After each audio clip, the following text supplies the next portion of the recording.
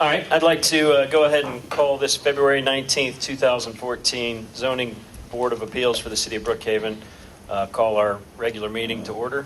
The first item on the agenda is the roll call. Please note for the record that all board members are present with the exception of Mr. Bolia, who had a previous engagement this evening.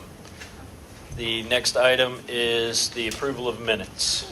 The first one would be the January 15th, 2014 Zoning Board of Appeals work session minutes. Does anyone have any changes to those or any comments? Isn't that the one where we have a date change from the 21st to the 16th on item 3? Yes, sir. Packet page 3 and packet page 6. So do we need to make a motion to change that or just a recommendation? Yes. To change it to April 16th. Right. Move that we adopt the minutes as amended. Second. All right. We have a motion and a second for the approval as amended. Any discussion? All right. All those in favor, please signify by raising your hand and saying aye. Aye. Aye. All opposed? All right, motion passes. Now we have the January 15th, 2014 Zoning Board of Appeals regular meeting minutes. Guessing we need a similar revision here. Yep. Page 6. Page 6. That would be to... On this one, it says April 19th. It's April 16th. It should be April 16th. Yes, sir. I move that we amend these minutes in item D1 to change the April 19th to April 16th. Any other changes? And adopt them as amended. Adopt them as amended. Okay. Do I have a second? Second. All right, we have a motion and a second. Any discussion? All right, all those in favor of the approval of the amended minutes, please signify by raising your hand and saying aye. Aye. Aye. All those opposed? All right, the minutes are adopted. Now we'll move on to organizational and procedural items. Ms. Cannon, do we have any of those to discuss this evening? I don't have any at this point. Okay. Then we will move on into unfinished business. To start out, I'm going to go ahead and read the Zoning Board of Appeals Chairman's Preamble, just so everyone understands the purpose of the board and what we are tasked to do.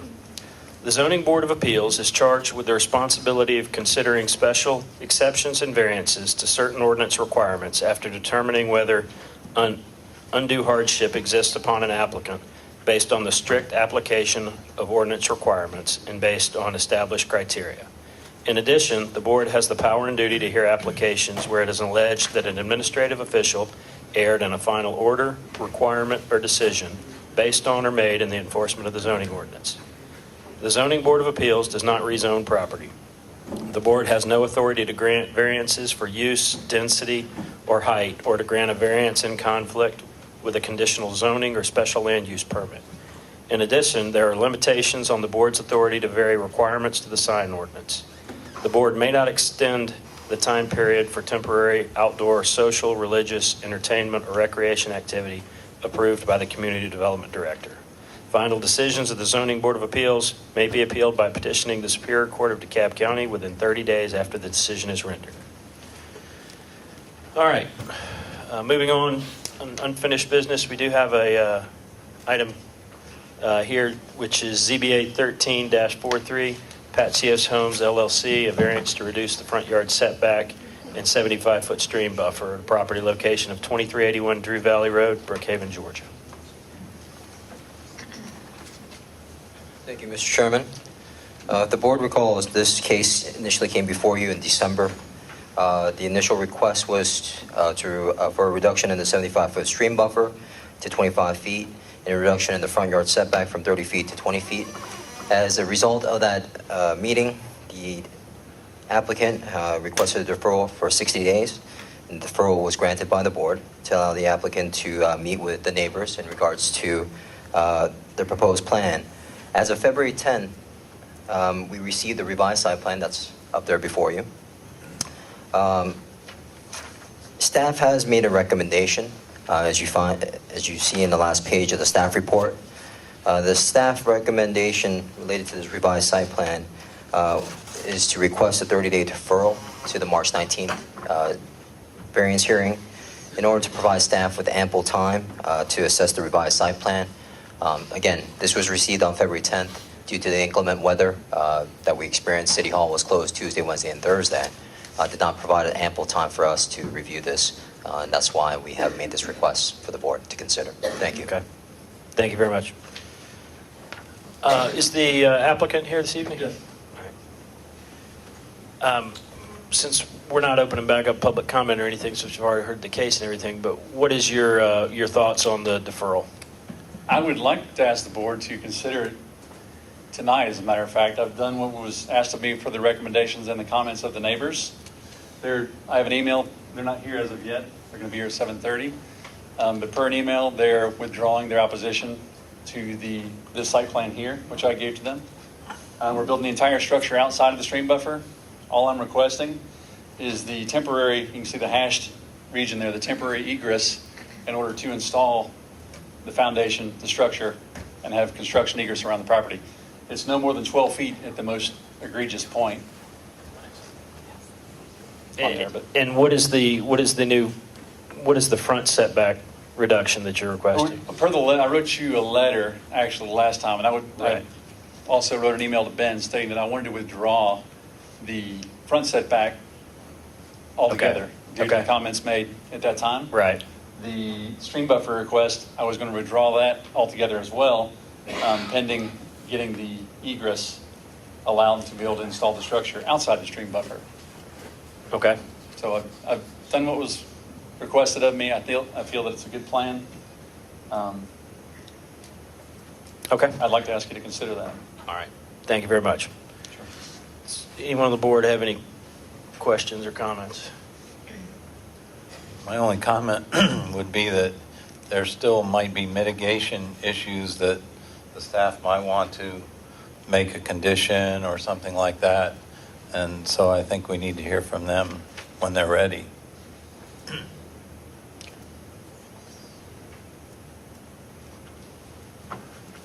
All right.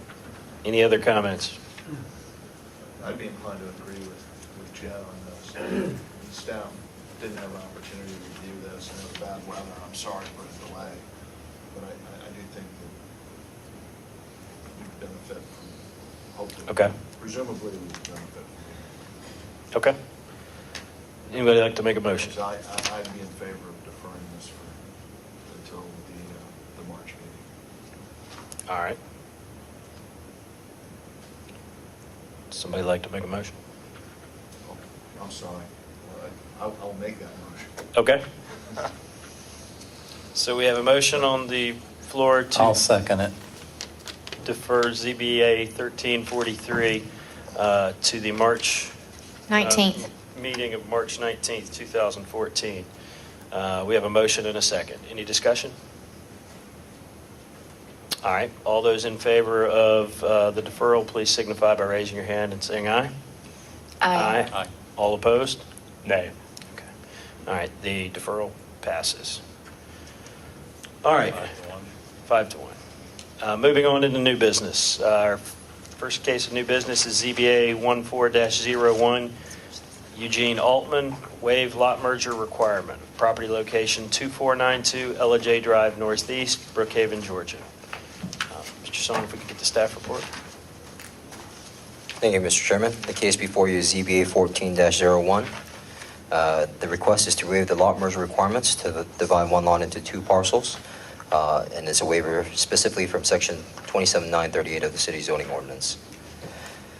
The subject property, again, has requested a variance to waive the lot merger requirement of an R75 zone lot currently located at 2492 LJ Drive. The subject property was originally platted in 1923 as two lots per the original plat referred to as the Brookhaven Fields, plat dated April 27, 1923. The subject lot is a rectangular in shape and contains a one-story 1940s era single-family residence. The property is an interior lot zone R75 and is immediately surrounded by R75 zone properties that have been redeveloped with newer homes. The subject parcel totals 0.494 acres, which is approximately 21,499 square feet, and has 100 feet of street frontage along LJ Drive, wherein the district requires a minimum of 10,000 square feet and 75 feet of street frontage. It should be noted that most of the lots within the Brookhaven Fields neighborhood are legal non-conforming lots of record, as they were originally platted within that same Brookhaven Fields plat, with 50-foot frontages. Essentially, with this request, if approved, the new lots will revert back to the original plat and maintain the 50 feet of frontage, and will meet the minimum requirements for lot size within the R75 zoning district. Quickly going over the criteria, the lot does not appear to be exceptionally narrow, shallow, or contain topographic conditions that would preclude development on site.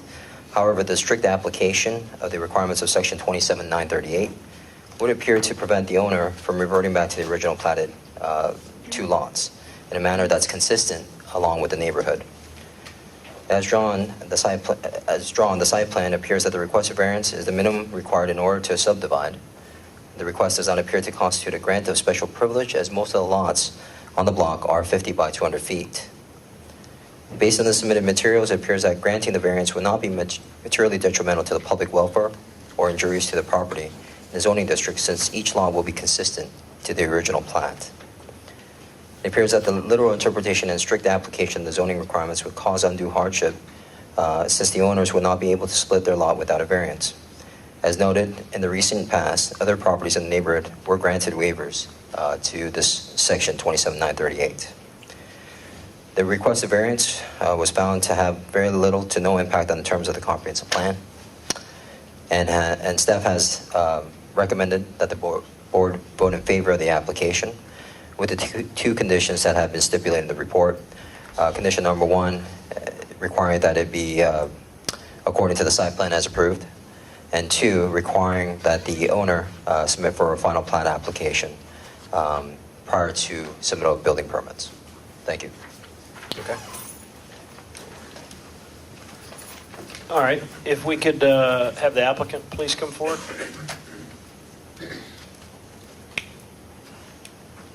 Yes, sir. Thanks, sir. Please go ahead. Okay, If you could pull the mic down real close, please. okay. And Can you hear me state your now? name. Yes, sir. Okay, my name is Eugene Altman. I'm the executive of this estate, which was my aunt, and it always been two lots. She always said it was two lots, but DeKalb County kind of made it into one lot.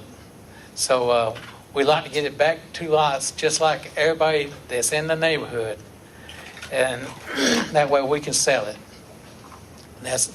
We appreciate it if y'all approve it. Thank you. Thank you very much. All right. You can have a seat. I forgot to make this announcement earlier. If anyone plans on speaking for any of the items on the agenda tonight, if you could please fill out a comment card and bring that up to the front, that'd be great. Thank you. Is there anyone else in attendance that would like to speak in favor of the application? All right. Please come forward. Hi. My name is Lorraine Harrison. I'm a former president of the Brookhaven Fields Civic Association. And Can I you lift the live- microphone up, please? Sorry. Thank you. My name is Lorraine Harrison. I'm a former president of the Brookhaven Fields Civic Association. I live at 2493 LJ Drive, directly across from this property. I would like to urge the board to approve this, as it is a beautiful property, and it would be in the best interest of the neighborhood to have two homes as opposed to one sitting in the middle of a huge lot with excess property surrounding it. I feel like because we live across the street, we're the most impacted by it. We don't have a problem with it. We support it. I knew the former occupant, Miss Johnny, for 15 years, and I know her family. I know that they're doing the right thing, and I would urge the board to approve this. Thank you. Thank you very much. Is there anyone else that would like to speak in favor of the application? All right. How much time do we have left? 8 minutes. It is 29 seconds. Okay, we'll go ahead and bank that in case there's any rebuttal. Is there anyone present that would like to speak in opposition to the application? Mr. Chairman, you did receive quite a few emails that were forwarded to you from opposition, and we have received one speaker card Okay. from Thomas Porter. Okay, Mr. Porter?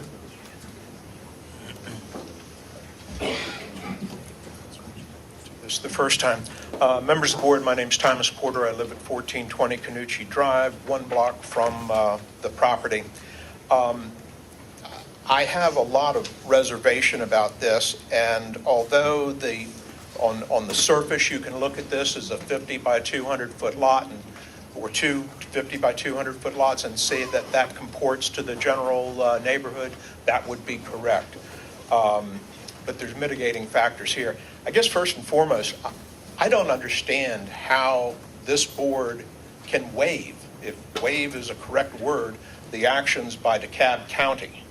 And that I actually don't believe that this is the proper venue for this. I actually believe that this is a planning commission zoning matter, and it's essentially a subdivision. It is a subdivision. As also, in terms of the criteria by the board, Mr. Song had already said in item number 1, there is nothing unusual about this lot. As a matter of fact, as the lot exists today, it is legally conforming, which is one of the very few lots in the area that is legally conforming. It has one house on it, it is one lot, and in the entire history of this lot, as far as Brookhaven goes, it has been one lot. I don't understand how you can go back and revert from that. And if you grant it, you will be creating legally non-conforming 2 lots. So I don't actually believe that that is proper. There's another section of the code, section 27826, item B1, which talks about the duties of the planning commission, and it says that it is considered a major amendment for the movement of any building or structure adjacent to an exterior boundary line closer to the boundary line of the property. This property exists with structures upon it, which, if the application is approved, will move those buildings close to the boundary line or property.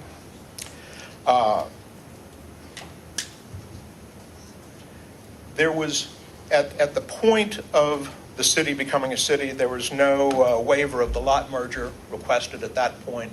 And at that point, the stream buffer ordinances were in place and all of the setbacks were in place. I don't believe, actually, that an applicant can apply for a variance that creates a hardship.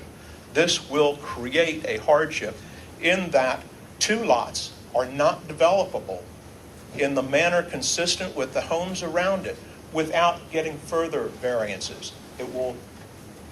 I am about 100% sure that it will require a variance of either the front yard setback or the stream buffer variance. If you look on the site plan, I'm not sure if it's very obvious to you, but the 75-foot stream buffer variance essentially comes right up to the back of the house right now. So, and combine that with the 30-foot front yard setback, you're going to have too tiny a footprint for 2 houses to be developable without this being a variance on top of a variance.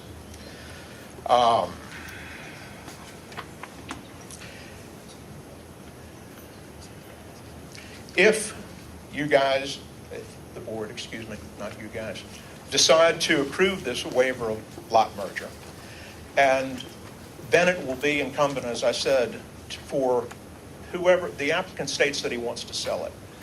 Immediately there will be buyers. And so immediately there will be variances requested on top of the variance that y'all are, or the waiver that y'all are looking at tonight. I would request that if you decide to approve it, that you attach a stipulation that no further variances will be considered on this property for a period of at least 2 years. I think that's only reasonable, because otherwise it's an incomplete application. Thank you. Thank you, Mr. Porter. I have no other speaker cards for this case. Okay. Is there anyone else who did not submit a card yet Oh, here's that one. would like to speak? This is a different case. Okay. All right. So there's no one else to speak in opposition to this application. The applicant did have, I believe, 8 minutes and 29 seconds. If you wanted to have any rebuttal to the comments made in opposition. Yes, sir. There's houses on, there's houses on each side of these lot, and they set back further than my aunt's house did. So, yes, there's plenty of room there.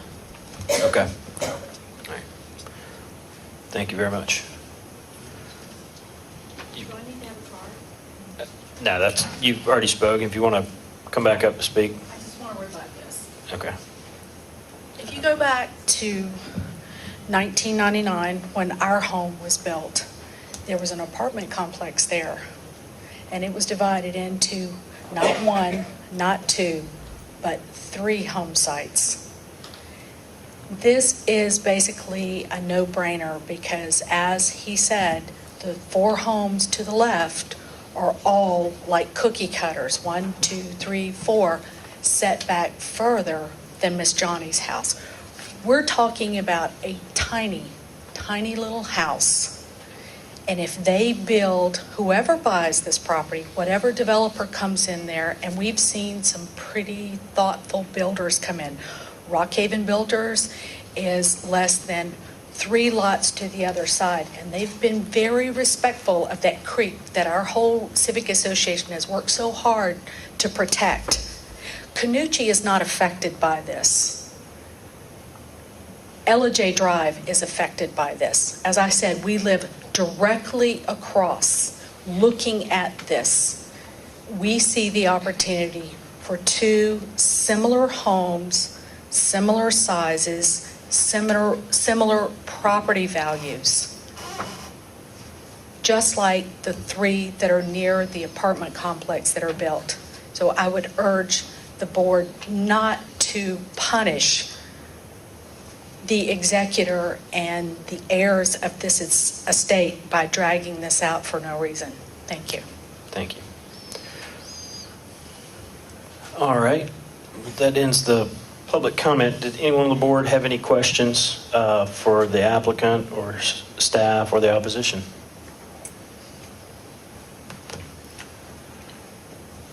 I guess just for the record, I'd like Mr. Song to address, we discussed in our work session meeting, what is the approximate buildable area beyond the 30-foot setback and in front of the 75-foot stream buffer? What is that, the size of that area? Sure. Specifically for Lot 12, in this case, the buildable area would be essentially 35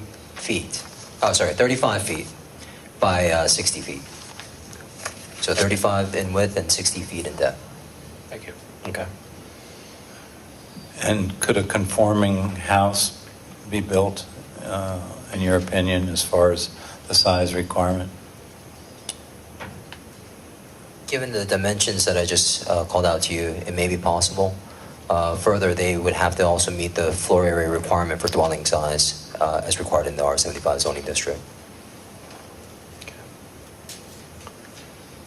All right. Any other questions before we close the public hearing portion of the meeting?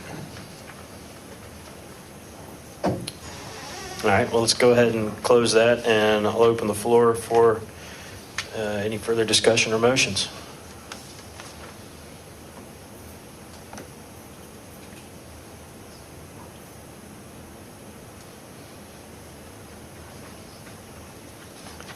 Does the city attorney believe we have the authority to decide this case as requested? Yes.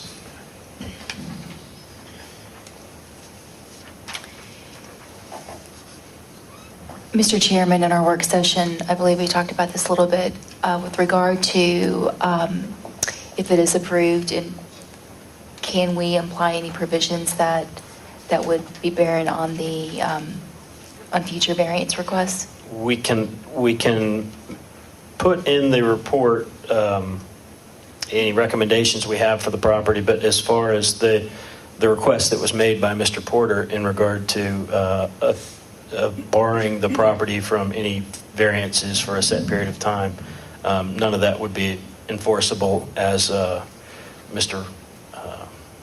Curry has told us. Yes, that's correct.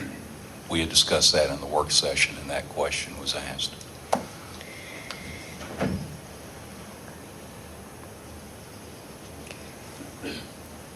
All right. Somebody would like to make a motion? I'll make a motion that we grant this based on the development of the lot, or what the staff recommends. I think you said there were two. I only have one here. Yeah, there was only one recommendation in our staff report. Oh, really? Okay. There's two in Yeah, there are two in the there. revised. Development of lot shall occur in substantial accordance with the site plan submitted to the Community Okay. Development Department and submittal of a final plat application. All right, we have a motion on the floor. Do I hear a second? I'll second it. All right, so the motion on the floor is for approval of ZBA 14-01 based upon the two conditions contained in the staff report. Any discussion? All right, seeing as how there's none, all those in favor of the conditional approval of ZBA 14-01, please raise your hand and signify by saying aye. Aye. All those opposed? All right, the variance is granted unanimously. All right, the next case on the agenda is ZBA 14-02, Michael Field. Waive lot merger requirement, increase lot coverage on Lot 2, and reduce the front yard setback along Sunland Drive for Lot 1, the property location of 2603 Apple Valley Road. Mr. Song? Thank you, Mr. Chairman. The case before you is ZBA 14-02. The property is located at 2603 Apple Valley Road, Brookhaven, Georgia 30319.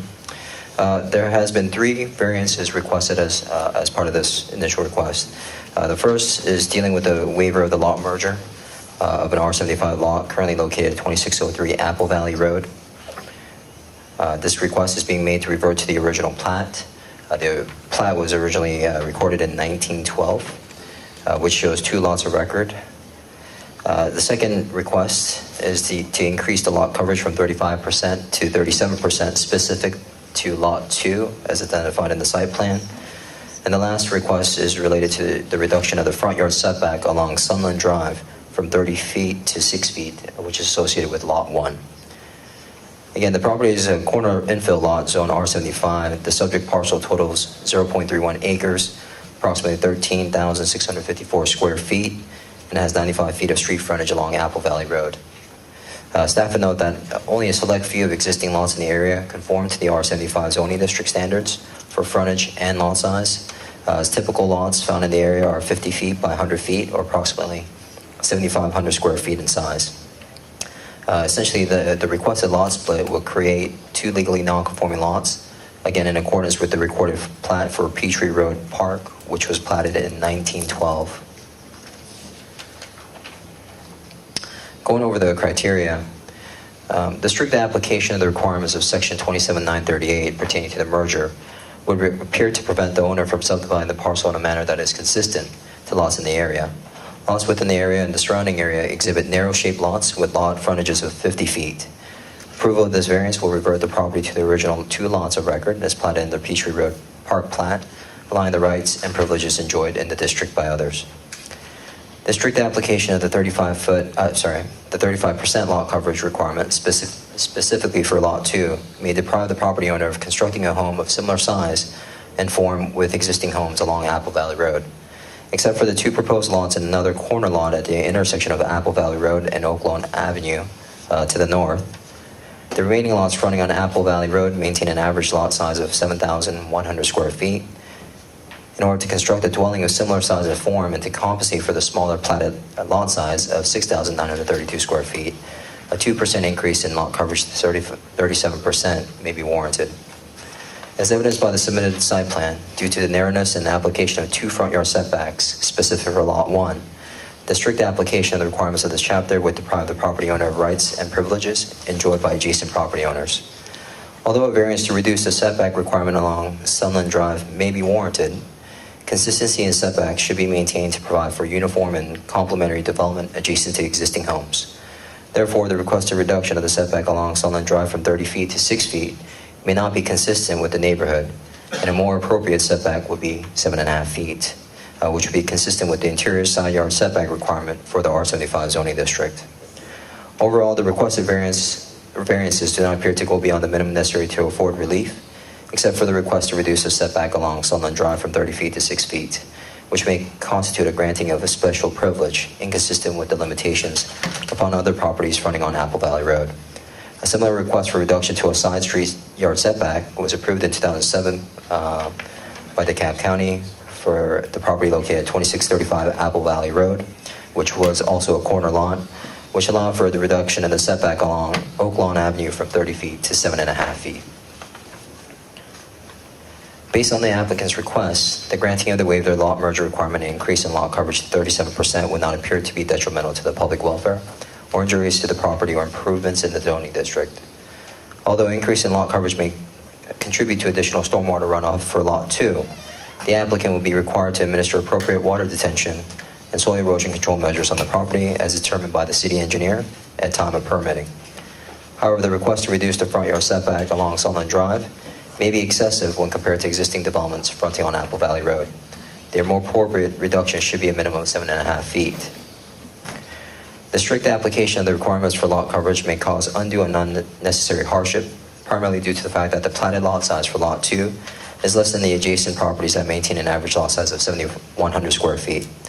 For the applicant to have the ability to construct a residential dwelling that would be of similar size and form with neighboring properties, a variance to increase lot coverage would be needed.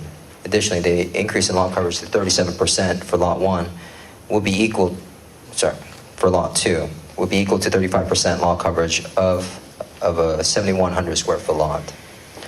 It appears that the literal interpretation and strict application of the zoning requirements concerning the lot merger requirement would cause undue hardship, as the applicant would not have the ability to revert the subject property to the original plat and to the original 2 lots of record without granting of a variance. The staff would note that if the lot reverts back to the original plat, the major impact on development capability will be on Lot 1, as it is a corner lot and would require that a 30-foot setback be applied for both road frontages. If the applicant is required to build a new home with the required setbacks, the building envelope would measure 11 feet wide by approximately 75 feet deep.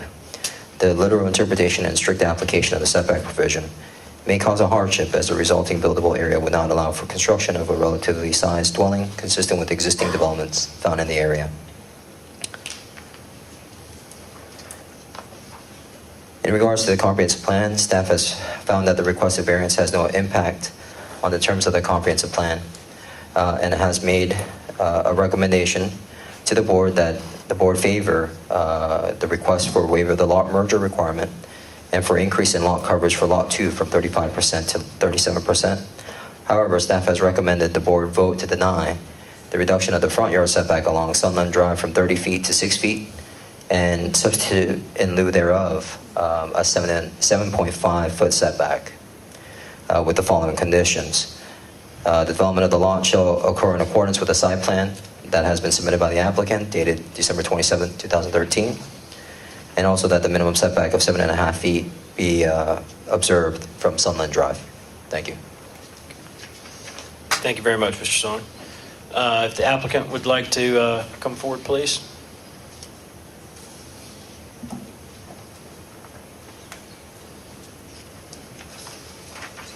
Good evening. My name is Michael Field. I'm the applicant.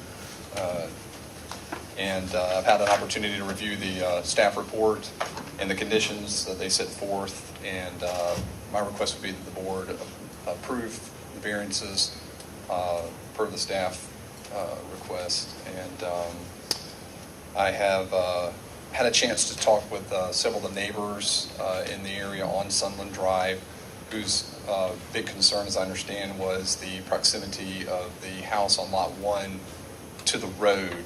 And there was some misunderstanding a little bit with a few of them that the reduction from the setback to what would now be 7.5 feet was 7.5 feet from the actual curb or the road itself, when in fact there's actually right-of-way that exists, the existing home would be actually about 15 feet, 15 and a half feet, I believe, is what it comes out to be. There's about 8 foot, as you can see there between the line, there the right-of-way, and the property line. So I had an opportunity to, as part of one of my submissions, to come up with kind of an idea of what has happened on, a lot of the lots, corner lots in here, because working with a corner lot is sometimes difficult, but this is the subject property here, and as y'all have done in your due diligence, and I'm sure in my application with the supporting evidence that I've put forth, just wanted to reiterate that all of these corner lots in the in the vicinity are actually, the majority of them are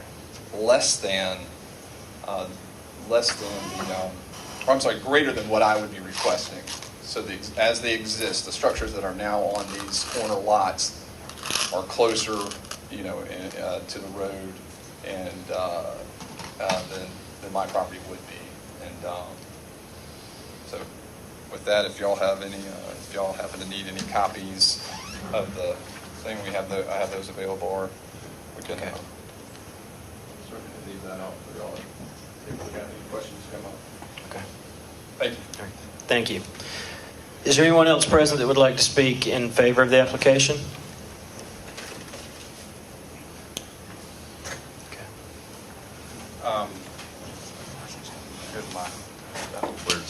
I am going to speak in favor conditionally.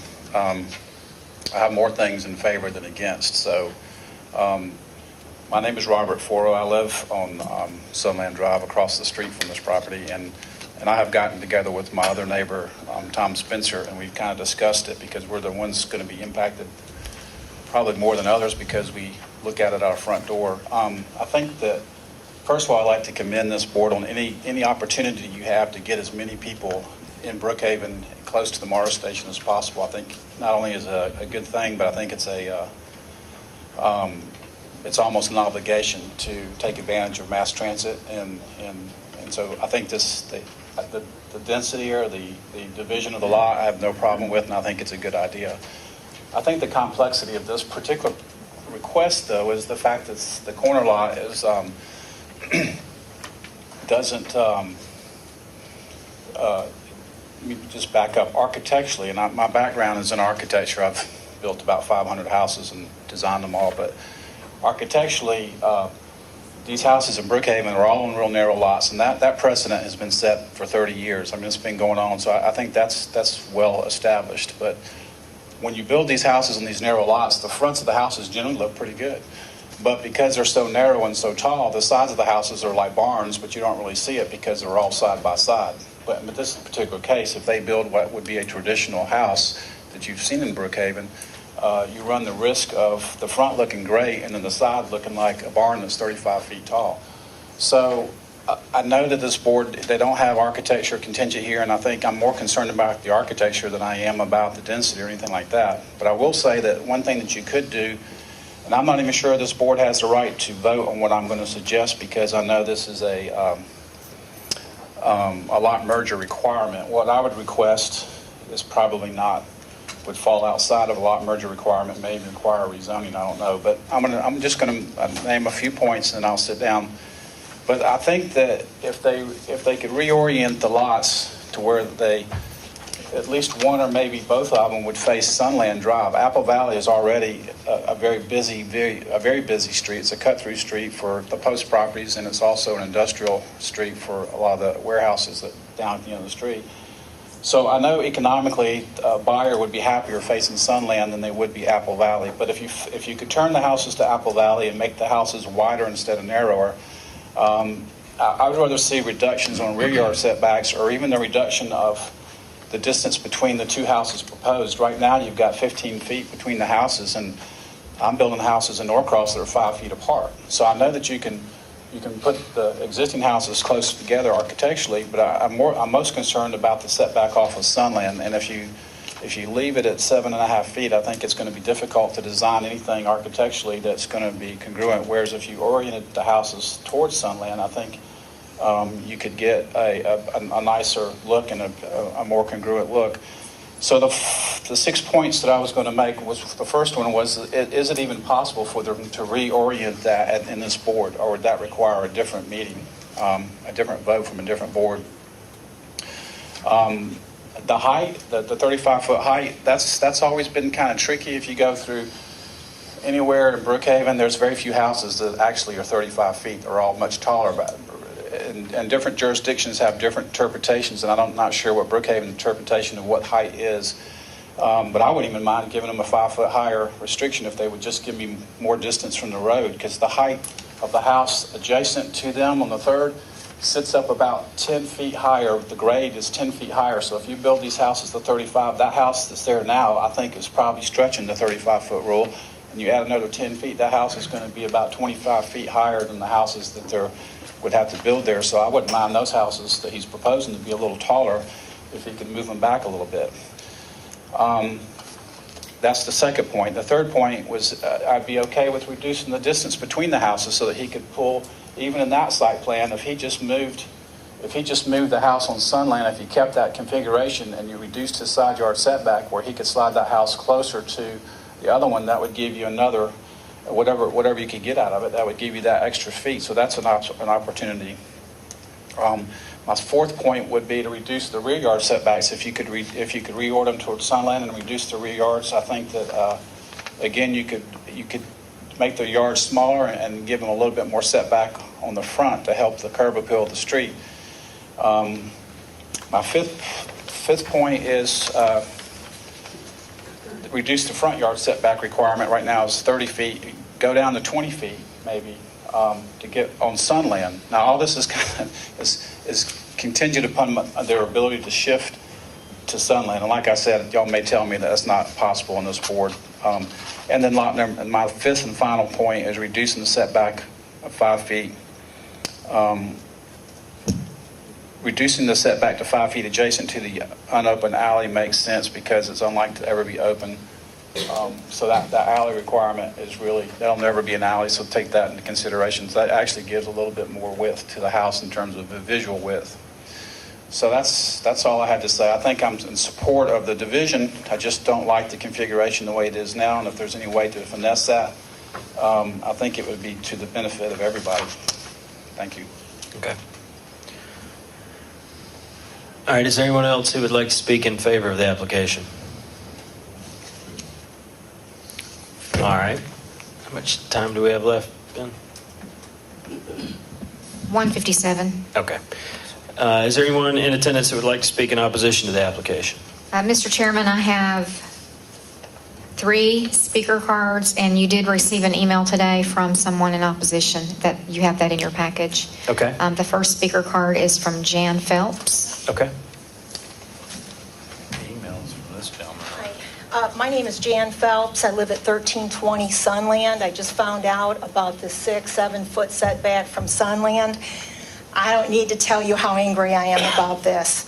I would challenge any of you up here to answer the question, do you want a 7-foot setback on the frontage of your street if they were building a house next to you? I think the answer is no, with capital letters.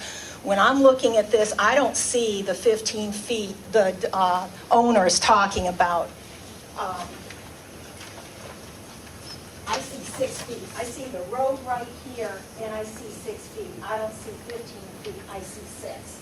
And if the 6 is going to 7.5, it's 7.5 feet. That's like a person laying down, and we're looking up at 35 straight feet or more of house.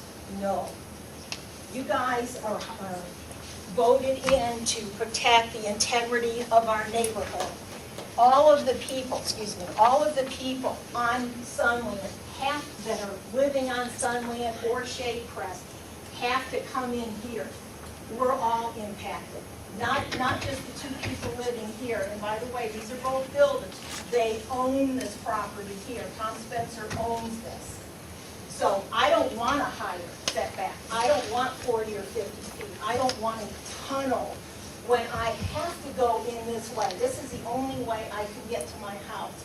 All these people that live on Shade Crest, they have to enter in this way. I don't want to be going through a 35-foot high tunnel to get to my house. Please keep the integrity of these neighborhoods and vote this down. This is not what we want in our neighborhood. I challenge the owner to show me any lots. He says, oh, there's other similar corner lots with a setback like this. Name them. I want the 30-foot. Protect our communities, and please vote this down. Thank you. Who's the next? Mr. Chairman, the next speaker is David Summerson. Okay, thank you. Hello, glad to be speaking here. I'm also emotional about it. I'm not going to be quite as animated, but a couple of things as I think about this. You know, this is dated 1912. They're saying there was originally 2 lots. In 1912, I don't think that there were 35-foot houses with 3,500 square feet. Right now, the average is 50 by 100, the average lot on our area. This is going to be less than 50 feet wide on Apple Valley Road. The setback I'll get to last because that's the biggest issue, but just these little things. 6 feet. I'm 6'4". There is going to be literally my height from the street. There's no sidewalk on Sunland. There's going to be absolutely 0 sidewalk. You're going to have 6 feet, and then you're going to have a big tunnel, as you mentioned. So I guess I am speaking about the setback right now, because that's the biggest piece. But I also wonder about economic feasibility. They bought it as 1 lot. Why build 2? There's economic feasibility to make money, profit, off of 1 house. So in that lot, you really should have 1 house, not 2, squeezing it in. When you make a right off Apple Valley, if you picture this, you're turning right. You're going to see a monstrosity of a house literally from the street to him right there. You turn right, you're going to have whatever color it is, whatever bushes. I don't even think they could fit bushes. They can't put bushes. So you think about that. I live on Summit. I'm further down on the right. And I just think about what it's going to look like. And it's the integrity of the street that I'm worried about. And I live on that street. And I know there's a lot of people here that are against it. So maybe I am emotional, I'm sorry. But I'm hoping that you will vote this down because 6 feet is, or 7.5 feet. Everything else is 30 feet. That house right there where it says lot 1, let me show you. The last thing I'll say, there's a house here. The person that lives here, when they come out, their house is actually, their door's here. They're going to be staring at a backyard with a deck. There's a house here. The house, they're actually, the front door doesn't face this way, but even if it did, it would be odd. Their front door, I think, faces this way, if I remember. I mean, you tell me, but they're basically going to be staring at a backyard and a deck. So I don't know if these people are here, but that's the first thing. It just doesn't make sense. They're going to come out and they're going to look at all this. 6 feet right here? Yes. I think Jan's got a great point. So, guys, speak up if you live on Sunland Drive. I think this is really just, please vote it down. Thank you. Mr. Chairman, the next speaker is Melanie Elliott. Okay. Good evening. I will say that I just saw the staff report. I'm not as familiar with all the terminology on here as some of the initial speakers in favor. So a couple of I do live on Sunland Drive. I am against this. A couple of things that really I kept hearing from those that were in favor were things like undue and unnecessary hardship. And I would maintain that if you bought a single lot, paid a very fair price for it, it's a nice corner lot with beautiful trees on it, that it's not undue and unnecessary hardship to build a single nice home on that lot versus trying to cram in 2 monstrosities on that lot. Another thing that we heard was being consistent with existing lots, and it is totally inconsistent with Sunland. Everything on Sunland faces Sunland. They don't, I like Jan's tunnel analogy. I was thinking it was really turning Sunland into an alleyway, where you turn down the street and you've just got this long wall and you're heading down an alley. So I don't feel this is consistent with existing lots. It may be consistent with cramming multiple homes in on Apple Valley. It's not consistent with Sunland. I don't see any undue or unnecessary hardship to this developer creating 1 nice home instead of cramming 2 large homes. And, another thing that was mentioned is traditional houses in Brookhaven. I guess by traditional houses, they mean all of the homes that have been built in the past 5 years by the developers. It's because they don't mean the traditional homes that were on Sunland, which were much more modest. So I would vote against, or ask you to vote against. Thank you. Thank you very much. Well, unfortunately, the person in lot 1 is actually here. I just found out because of me. So I don't know whether they would think they're on the meeting. Who's on the? Mr. Chairman, the next speaker is Stephen Lovett. Okay. Thank you.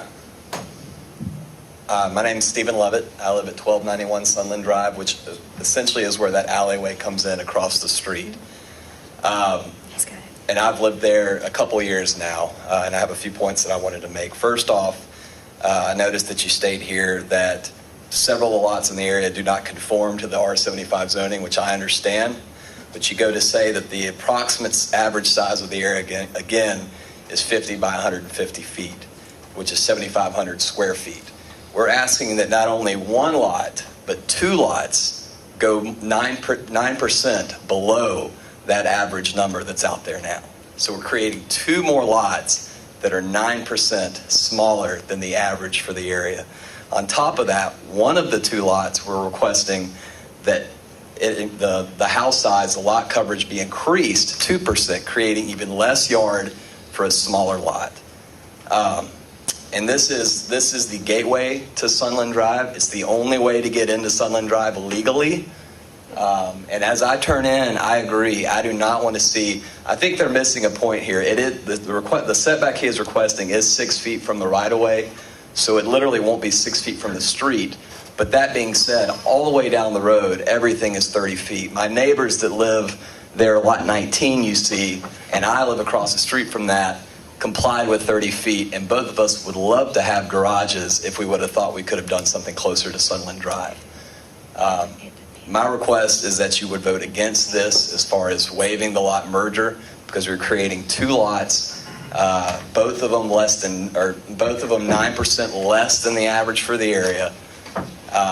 And as my gateway as I come home every day, I don't want to stare at one of these 35-foot walls as I'm turning into the driveway.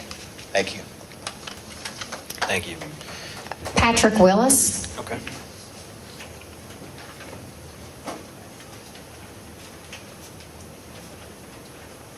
Hi, I'm Patrick Willis. I live actually on lot 19. Brandy Hall is my wife. We're now married. Basically, my issue here is we just built that home a year and a half ago, and we would have loved to have 6 feet off the road. That was not the requirements of that time, so clearly we didn't do that. Basically, we built within the confines of the zoning requirements of that time, and I would ask that y'all keep those requirements, and I would also ask that you vote against waiving the lot merger requirement. As my neighbor said previously, you are creating 2 individual lots that are 9% on average smaller than the current average. And to be honest with you, same thing, just to echo everything everybody else has said, I'm right there behind it, and I could not be more against this entirely. And like I said, we don't want to go through a tunnel, and nothing is going to be aesthetically pleasing for this. Thank you. Thank you very much. I have no more speaker cards. Okay. I believe that. Can I add one more thing? We're allowed to do that? Do we have time? Real quick. Okay. Thank you. Sorry about that. I just wanted to also point out that we're talking about also looking like or resembling the houses that are on Sunland Drive. Based on this here, even if you got the 6-foot, 30-foot, and 31-foot wide houses are not typically what's built along Apple Valley Road. And if you reduce it down to 7.5 from there, then you're looking at a 28.5-foot house on the corner, which again does not conform with what you see up and down the road there, which in my opinion is why you would want to see most likely 1 house there instead of 2 small non-conforming houses on non-conforming lots. Thank you. Thank you very much. All right, I believe the applicant has some time reserved. If you'd like to offer any rebuttal towards the comments made. Yes, thank you. And I'd actually like to point out that the gentleman who spoke in favor before spent a good bit of time also doing rebuttals. I believe that they've used up my time. And don't know if y'all can grant me a little bit more time in lieu of, but he started out, I'm in favor of the lot split, but then he went on to say how he would like to. If I may interrupt, you do have actually 7 minutes. Okay. Okay. All right, so several points were made, one in particular by Jan, who spoke, I believe, first, in regards to the 6 foot, 7.5 foot. It actually is 15.5 foot, and I can show you that. Okay, And I see believe now, it- I see okay. now, I didn't before. So I 15 is understand, not- 6 feet, I'm 6'4", I can put my 15 isn't hands here. acceptable. It's half what the law Right. says it should be. We're Miss- totally against Yeah, it. okay. Let's go ahead and address the board. And as I mentioned before, you wanted examples, and there's examples on every corner, including Sunland, which is right here, An example of what? of it being less than what I'm requesting for the corner. Mr. Chairman, point of order. Yes. If you could address your comments towards us, I appreciate I'm you sorry. providing the visual Okay. there. Yeah, so she had asked for examples, and I've highlighted examples on all corners that are, again, greater than the distance existing right now, greater than the distance that I'm requesting. There was a few comments made as to what, in fact, I actually did purchase. I actually purchased a piece of property that was deeded in legal description as lots 1 and 2, as had always been platted before, and that's how it had been passed along through the chain. That's all I'm going to say, in that regards. So in fact, it actually, is 2. There's actually was 2 structures previously on the property at one time, one being a mobile home. But in regards to,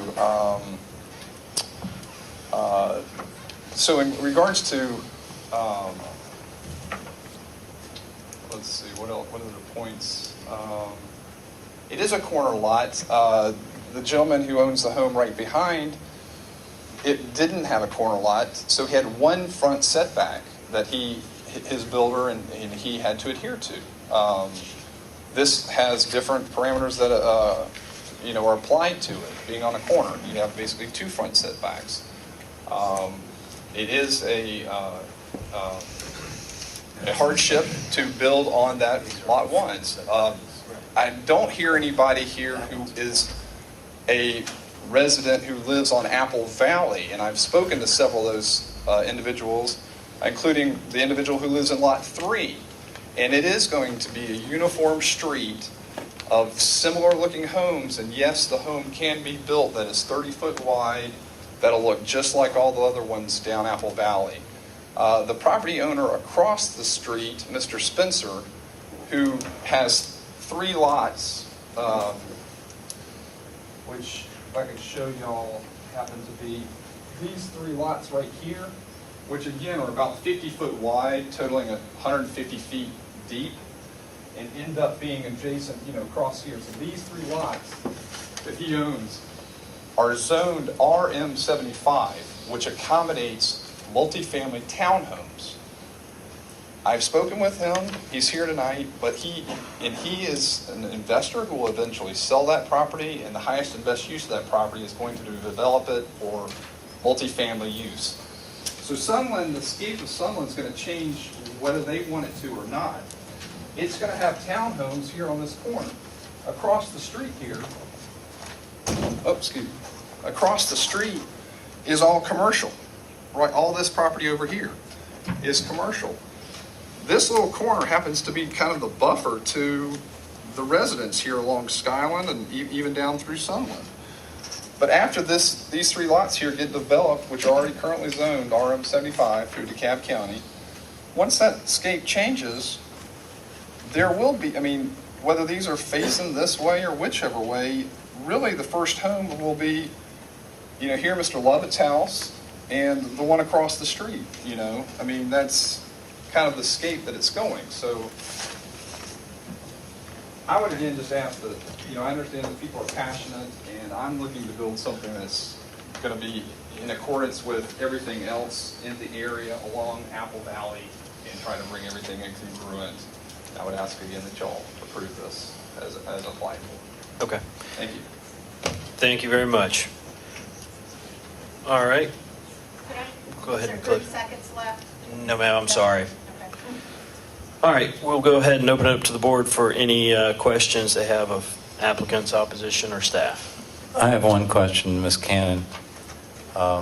Many of the site plans we see, this is really a lot more like just a subdivision plan. I don't know if he intended to limit his house structures to the drawing on the site plan, but usually when we're doing that, we see the trees specified, that the site plan shows where the existing specimen trees are.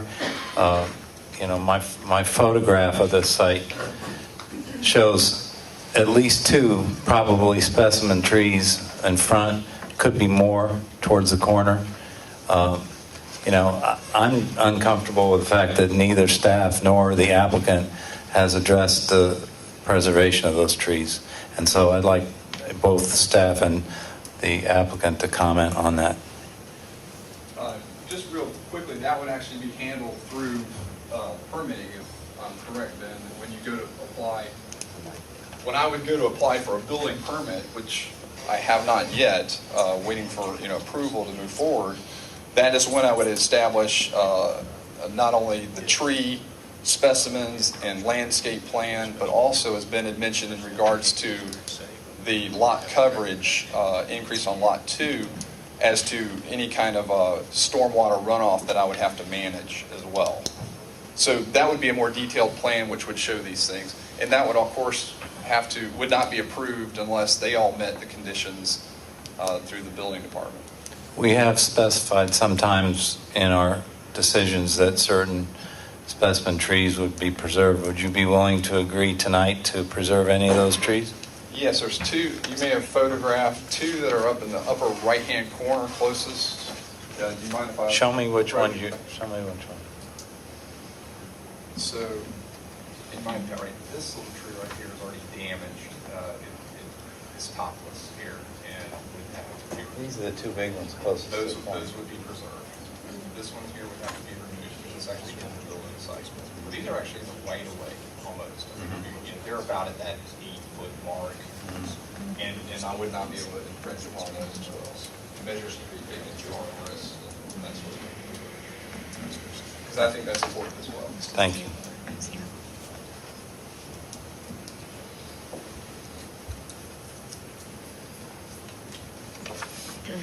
Do you have any comment, Mr. Song, on the trees?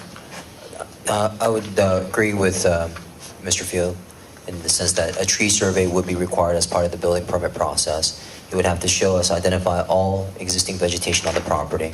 And in particular to specimen trees, specimen trees are specific trees that cannot be necessarily removed without justification, meaning that it be dead, disease, or hazardous. And if it is removed by any means, that there will be a recompense required as part of that review. So again, although it's not shown here, it will be taken into account as part of the building permit overall review. Thank you. My question is for Mr. Field. Mr. Field, there's 5 or 6 folks here tonight on Sunland who are very upset about your proposed homes that you're proposing to build on the 2 lots. I know you've sat down with some folks on Apple Valley, and I believe you said you have people who have, written letters of recommendation that they agree and approve with your structures. Would you be willing to sit down with the folks here tonight and the neighbors on Sunland to come up with something that's a little bit more agreeable to the community? I'm not sure in what regards. I mean, their objections are in regards to the distance, and you really can't do anything with that. I mean, it would have to be what it would be, in my opinion, because again, the scope of the home, the scope of the size, the size of the home, in order for it to conform with, again, the ones that are fronting Apple Valley, and looking congruent with those as you drive down the road, would have to be, a certain width. So I'm not sure how and I have spoken with him again. Part of the problem was the first, Mr. Lovett, I met with him first, and he was like, this is 6 feet off the road, and I said, no, let's pull a tape, let's find out what the distance would be. Well, I know it's more challenging because you have a corner lot, so you are obligated to 2 front yard setbacks. So Right. for those folks who don't live on a corner lot, they only have the 1 front yard Right. setback that they have to deal with. So I can appreciate that. There were a couple of propositions tonight. I mean, how do you feel about fronting the homes on Sunland?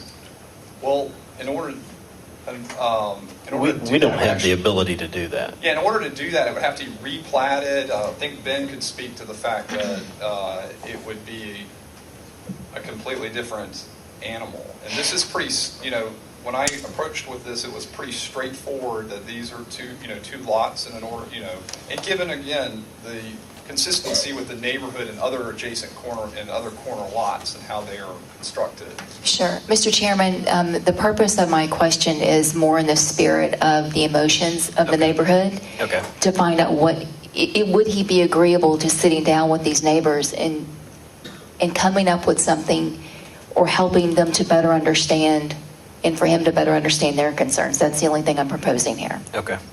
Right. You just referenced possibly facing Sunland, and I think that's well beyond our ability to do anything like that. That would require rezoning and Mr. several Field, others.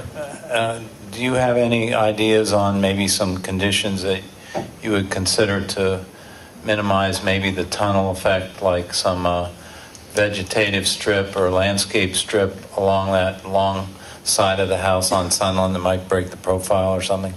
Certainly, I would, as a very traditional builder who's looking to, anything that I'm going to be marketing has to be, attractive, and I understand their concerns. I would have the same concerns, if I was in the vicinity, even if I didn't even live on the street.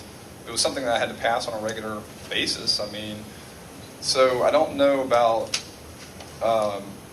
landscaping, but yeah, I would certainly be open to coming up with something that, I had spoken to Mr. Lovett. He mentioned his wife, who I don't believe may be here, but that she had some concerns about, well, what are you going to do to landscape, or what have you. And I said, what does she want? I mean, if there was some sort of ideas thrown out, I'm, open to that type of thing to help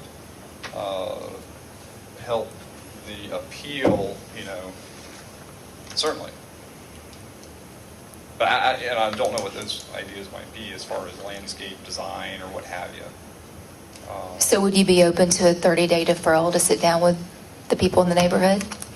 Well, I mean, I think we can come to a decision this evening, and I'd hate to defer for 30 days, just maybe a stipulation could be put in about, some sort of landscape approval, along with a building application or something like that, if that's possible. Hope, if I may, it strikes me that some of the comments from the opposition were that they don't want anything less than 30 feet. And I know we as a board certainly understand that you're not going to divide these 2 lots or this 1 lot into 2 and be able to build anything in there if you don't grant some kind of variance to that, what would be a side yard setback. I don't see that a 30-day deferral would really do much, given the comments made by the opposition. It also strikes me that the proposed driveway per the plan up here on Lot 1 would also have that homeowner driving in on Sunland. And I can't imagine the builder is going to build something where that homeowner would go, oh my God, that monstrosity, 35 feet of a solid barn wall. They're not going to buy that house. I have to believe that they're going to build something that is presentable, where as that new homeowner drives in, they're going to enjoy looking at their new home.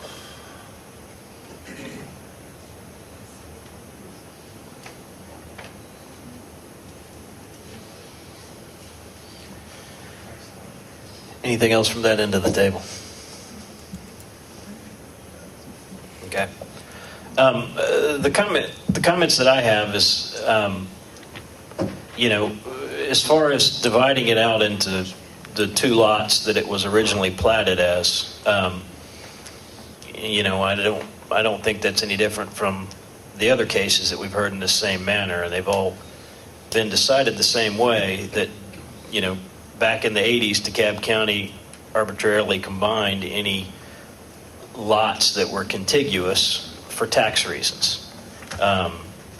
but there was never a merger plat made or anything like that. So, the fact that there are 2 lots of record since the subdivision was platted, and that's how the property's been transferred, it makes sense to me that there's 2 lots there.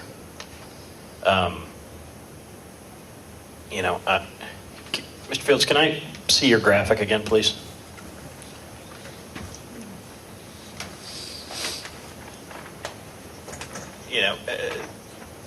It also seems like if you look at the houses, and I noticed this as I drove around as well, the house on the corner of Shadecrest and Sunland it looks like it's built over the property line almost. Both houses on either side of where Oaklawn intersects with Caldwell appear to be within that 7.5-foot range, as well as the house on the corner of Oaklawn and Apple Valley. I understand that people don't want to look at a wall, and I understand that there was confusion about it being 7.5 or 6 feet off of the street, but it seems to me that this is consistent with what is built on all of the other corners in that neighborhood, with the exception of the double lot on the corner of Caldwell and Sunland. It appears to me that that's, I'm guessing that is probably also 2 lots of record originally that may end up before the board again at some point in time. I don't know what the ownership of that is, but this seems pretty well in line with everything else I've witnessed on the street.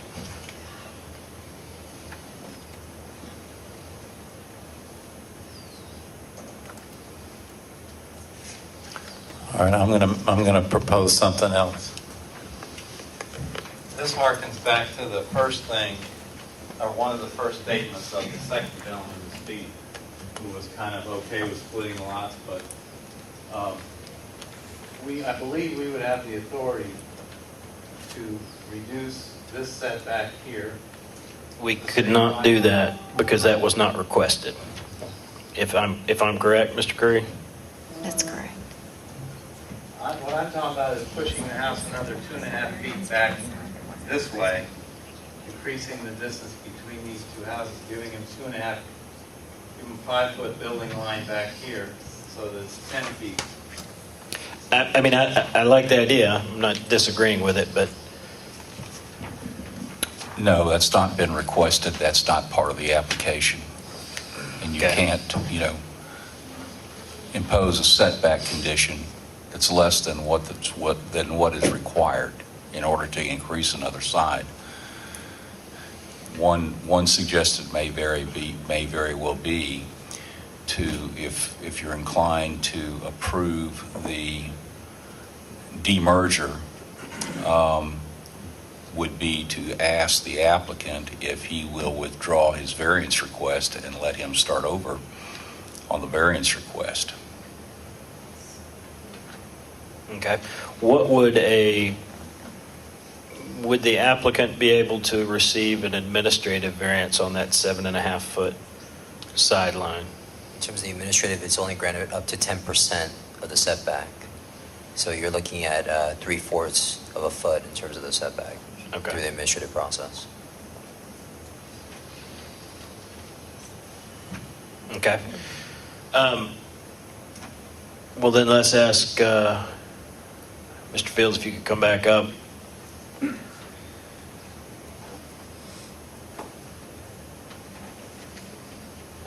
I think the question we're looking at is, trying to provide some relief off of Sunland. We do not have the ability to grant at this time a variance to that sideline on the north side of the property, the top of that lot 1. Would you have any interest if the lot merger requirement was passed in removing your setback request on lot 1 and resubmitting those that would possibly be able to push the house further off of Sunland? Actually, yes. I had actually initially asked for the sideline setback between 1 and 2 to be reduced, I I want to say maybe 5.5 feet or so, which would be an additional 2 feet. Now you're talking about 17 feet off the road, shifting the whole house over.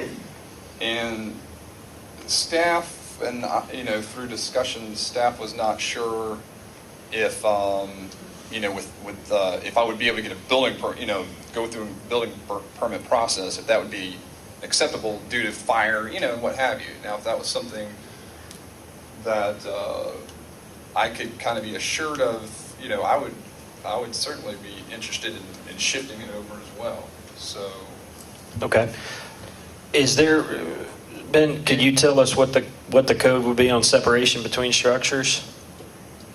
I believe it depends on fire rating, and the appropriate staff to answer that would be the chief building official and fire marshal. Okay. If we deferred this, could we allow the applicant to add the variance that we're talking about without having to start over and republish and, go through the whole process? Unfortunately not. In this situation, if it had been just a request for a merger, the decision would have been very easy. And then at the time that he wishes to, really configure the lot and the site plan for the building, then come in and ask for the variance on lot 1, would have been a better process. If you're in the position where you would deny the setback variance, he very well could come back and seek a different variance on the other side setback, but still you're going through the same procedure again anyway. But it's better for him not to have a denial. Well, once you deny that setback, okay, he can't touch that side for a period of 24 months. Right. Now, how that turned on, I have no idea. But he would not preclude him from doing the other. So my view is, as far as if you're inclined to deny it, then ask him if he'll withdraw it.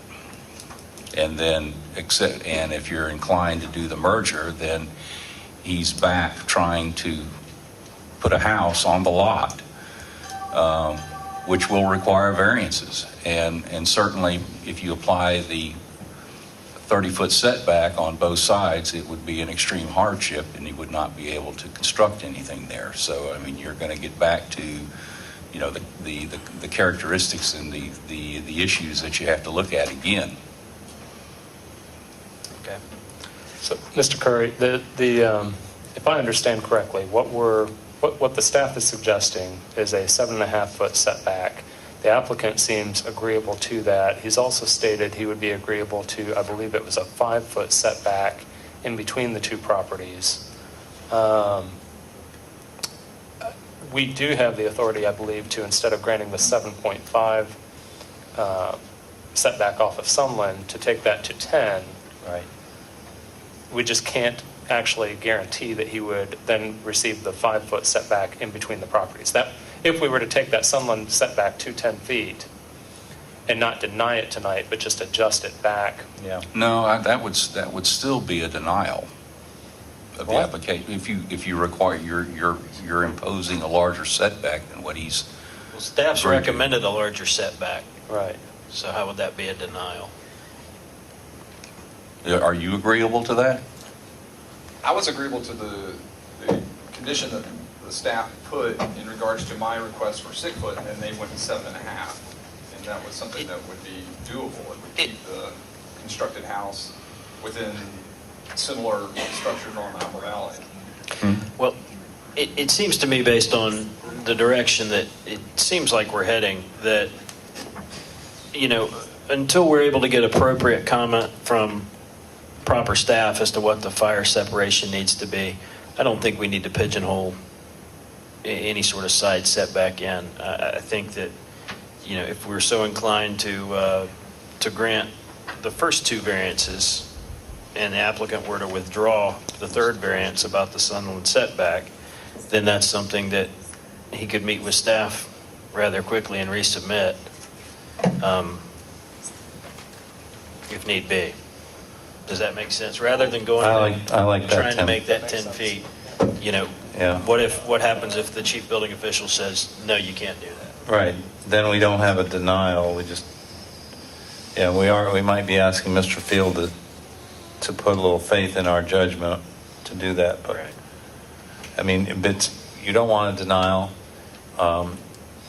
If you withdraw, then you can resubmit immediately, and that's better than a deferral possibly, because you get 2 out of 3, and then you essentially have a deferral on the 3rd. It's just probably a month longer. What's the, What's the earliest he could be reheard on a new submission for the? It would be April 16th. Because the next deadline would be a March So 5th, I believe. it's 2 months instead of 1. But lot 2 would be free and clear, basically, at this That's right. point in time. I think that does the most to address the concerns as the least amount of hardship on Mr. Field. I mean, it's not perfect, but it's not a denial if you withdraw the front setback or the side setback request. Well, I guess I would be amicable with withdrawing my request for side setback on Sunland, or front setback, actually. Okay. At this time, and just having the board vote on the other 2. Okay. Put forth. All right. So the applicant has withdrawn their request to reduce the front yard setback along Sunland Drive. So now we have 2 variances being sought, one to waive the lot merger requirement, and the other to increase the lot coverage from 35% to 37% on lot 2. Do I hear a motion? I think Mr. Field would just be considered favorably by the board, or at least positive, if you would address also on your next site plan for Lot 1, showing those trees that you'd be willing to save. Okay. We're used to seeing those on site plans. All right. Do I hear any motions?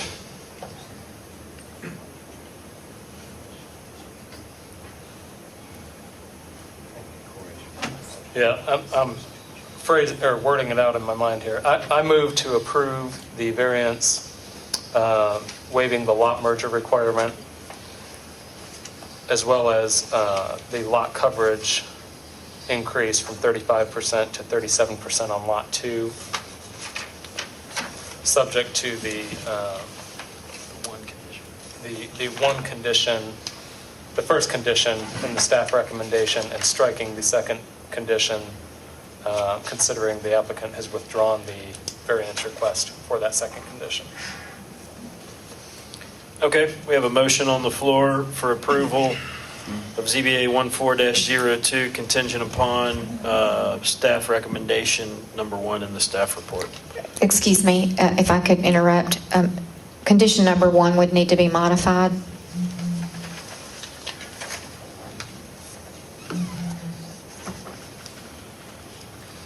To just limit it to Lot 2? Limit it to lot 2. Yes, that's correct. I amend my motion to limit the condition 1 to apply only to lot 2. Second. All right, we have a motion and a second for approval of ZBA 14-02 to waive the lot merger requirement and to increase the lot coverage from 35% to 37% on lot 2. Conditional upon the development of the lot number 2 shall occur in accordance with the site plan submitted on December 27th, 2013 to Community Development Department. Any discussion? All right, all those in favor of approval, please say aye and signify by raising your hand. Aye. Aye. All those opposed? All right. All right, the motion passes 5-1. Who was the nay? Mr. Veers? Yep. All right. All right. Our next item on the agenda is ZBA 14-03, Anthony Jenkins, to reduce a rear yard setback, reduce swimming pool setback, increase lot coverage, and allow a retaining wall of up to 8 feet in height in the front yard at a property location of 3193 Madison Avenue. Thank you, Mr. Chairman. The case before you is ZBA 14-03. The property is located at 3193 Madison Avenue. The applicant has requested 4 variances in order to construct a single-family detached dwelling on the vacant lot. The first requested variance is to do with the reduction of the rear yard setback from 40 feet to 12 feet.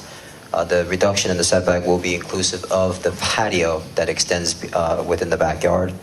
The second variance is to do with the reduction in the setback for a swimming pool from 10 feet to 4 feet along the rear property line.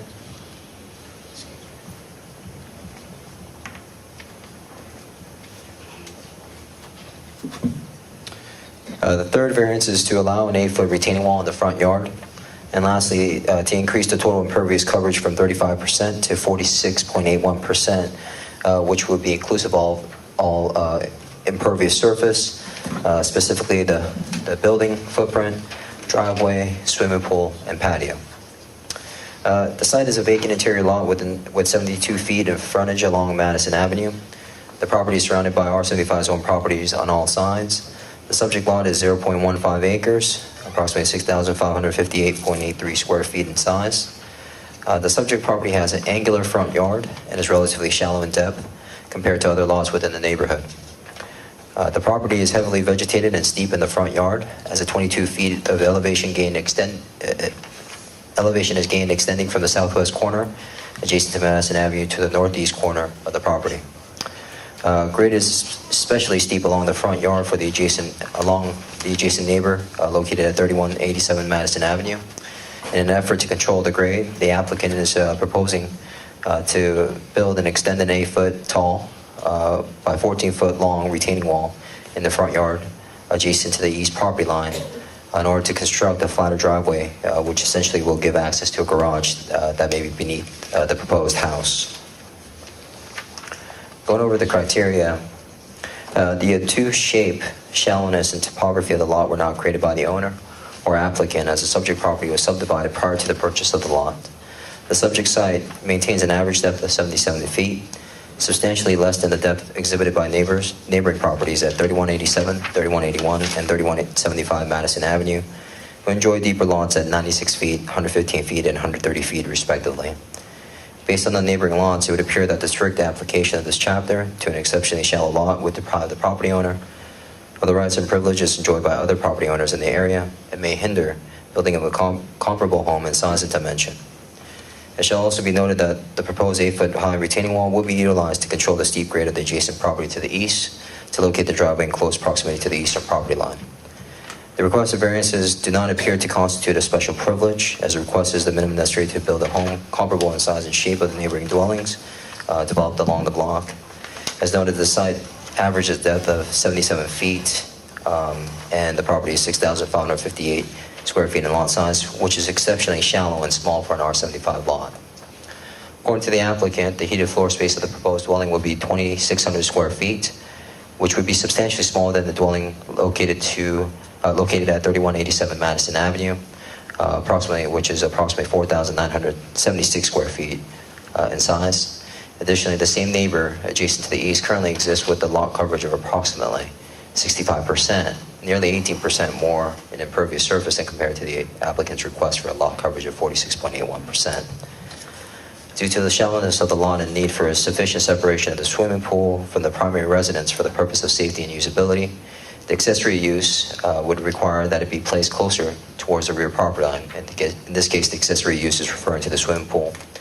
Furthermore, the proposed reduction in setback of the swimming pool from 10 feet to 4 feet would be consistent and compatible with placement of existing accessory structures found in the neighborhood and would not constitute a grant of special privilege to the property. Granting the variance to the rear yard and swimming pool setbacks, allowing an 8-foot tall retaining wall in the front yard, and increasing lot coverage will not be materially detrimental or injurious to the surrounding properties or to the zoning district, as the proposed home would appear to be developed consistent in form, scale, and orientation with previous infill developments that have occurred on the street. The neighboring lot to the west, 3197 Madison Avenue, was previously approved by DeKalb County to reduce both the front and rear yard setbacks to 18 feet and 17 feet, respectively. Additionally, 3187 Madison Avenue, which is adjacent to the east, currently maintains a front yard setback of 15 feet, 65% of lot coverage approximately, and a rear yard setback of 17 feet. The staff would note that although increase in lot coverage may contribute to additional stormwater runoff, the applicant will be required to administer appropriate water retention measures and soil erosion control measures on the property as determined by the city engineer at time of building permit. Given the exceptional shallowness, steep topography, and irregular shape of the lot, the literal interpretation and strict application of the applicable provisions of the chapter would cause undue and unnecessary hardship. Without granting of the requested variance, the property, a legal non-conforming lot of record, would be unbuildable. Moreover, the proposed residence would apply compatible development standards and dimensions similar to previously developed properties in the area, and the overall design and property layout would be consistent with the established properties of the neighborhood.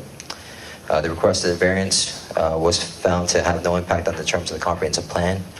Staff has recommended the board vote in favor of this request of all the variances that have been requested, with the single condition that is stipulated in the report. Thank you. Thank you, Mr. Song. All right, could the applicant please come forward? Thank you. Tony Jenkins, All right. 3220 Silver Lake Drive. The only thing I'd like to add to what Ben actually stated here was just east of the property, the variance for the 8-foot wall. That is the maximum that we could possibly build. However, just looking at the site and looking at the topography to the east of it, it could very well be well shy of that. That's just the maximum. We can't hear you. I can't. One more time. There you go. The retaining wall to the east of the property is 8 foot high for the variance. However, that was just so it is the maximum amount that we could possibly ask for.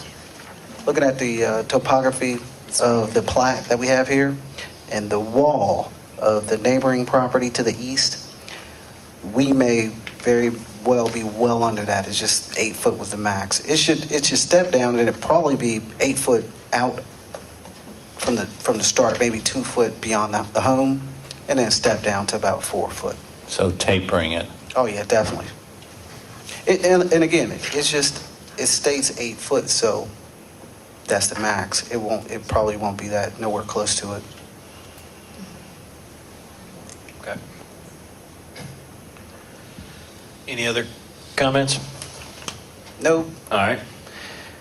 Is there anyone else present that would like to speak in favor of the application? I have one speaker card for support, Alan Powell. Okay.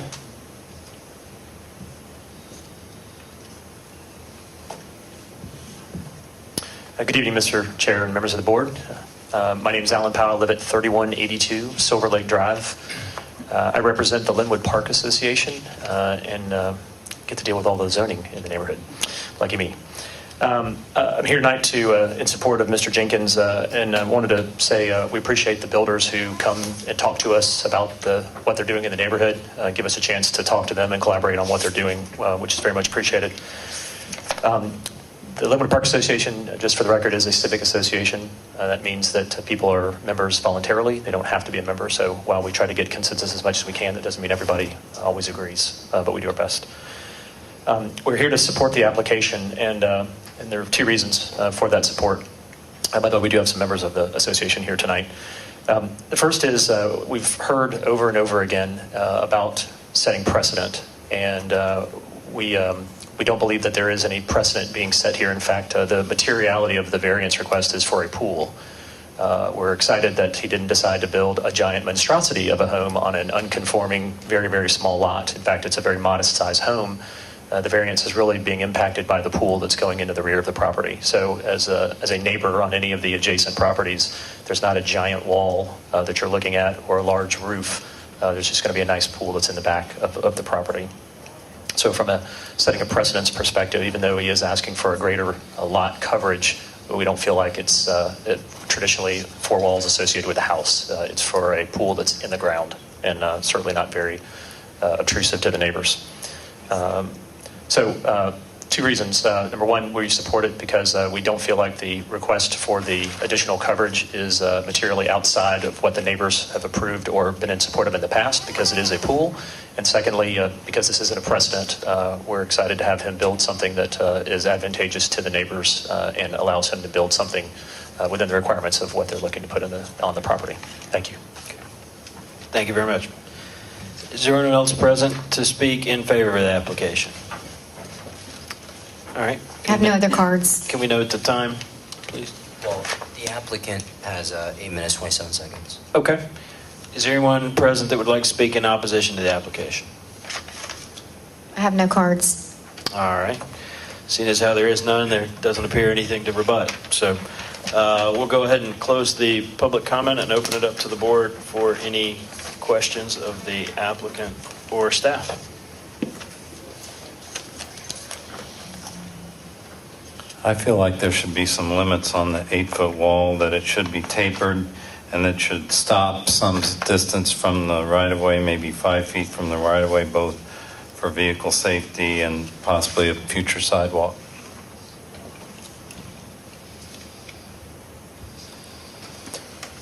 Mr. Jenkins, if I can ask you to clarify, I believe the proposed driveway would be to the, as we're looking at the plat there, to the left of that retaining wall, underneath the house into a garage. That is correct.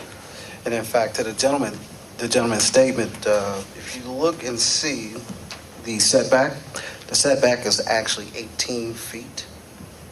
It looks at, let me see, 1810.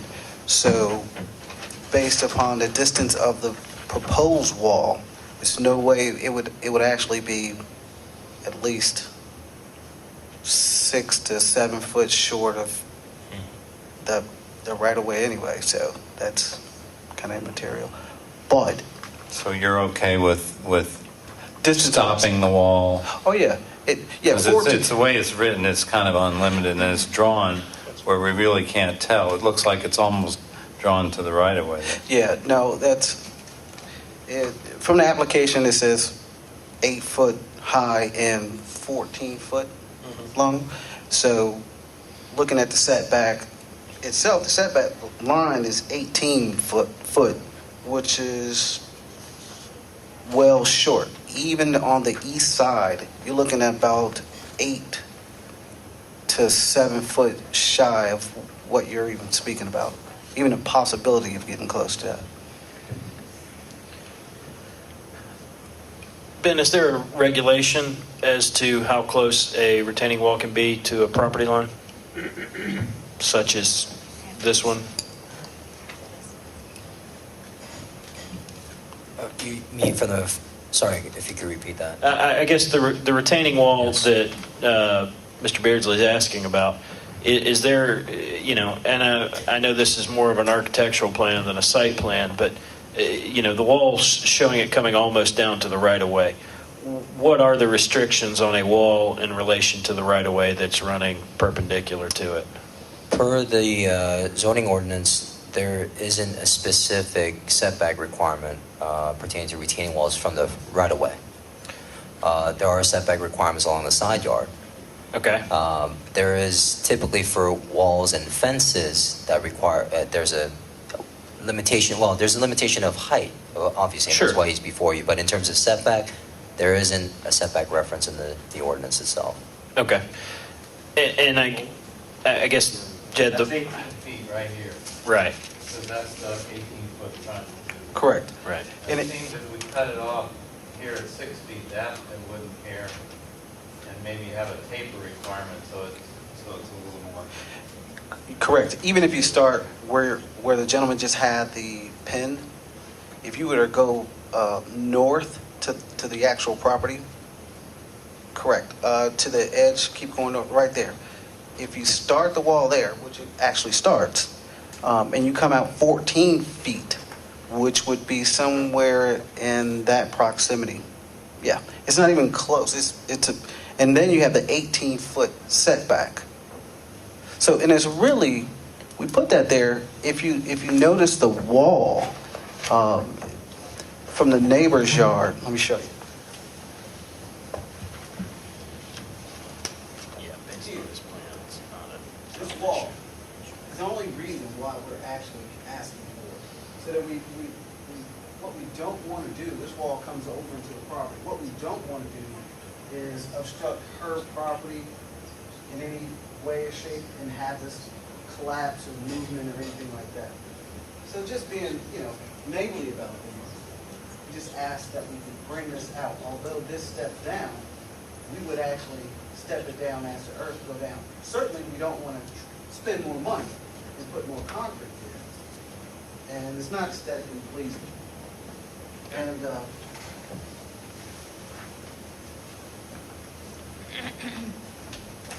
my background is also in engineering, so it's we will not do anything unpleasant for the neighborhood, let's say slightly. Why do you need the rear setback to be 12 feet if the other houses are around 17 feet?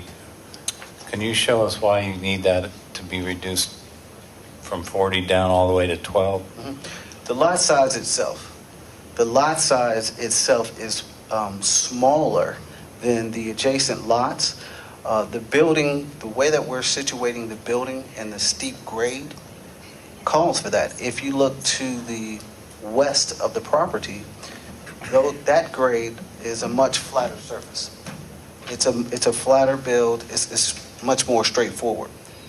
This build is totally different because what I believe happened over the years is the build on the right and the build on the left, they actually placed dirt or trash or debris on that particular property, changing slightly the topography of it.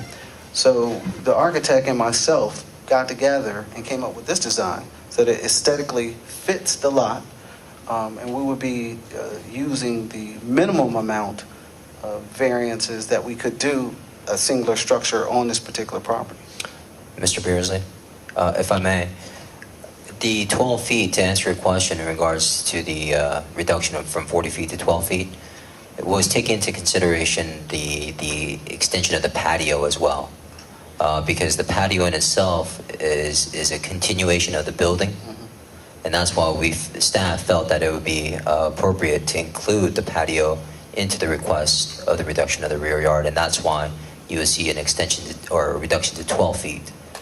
Essentially, if you were to measure from the actual structure of the building dwelling itself, it may be more like a reduction to possibly 28 feet, maybe even 30 feet. But again, this is to account for the patio, which is also an extension of the home itself, and that's why we stated it to 12 feet.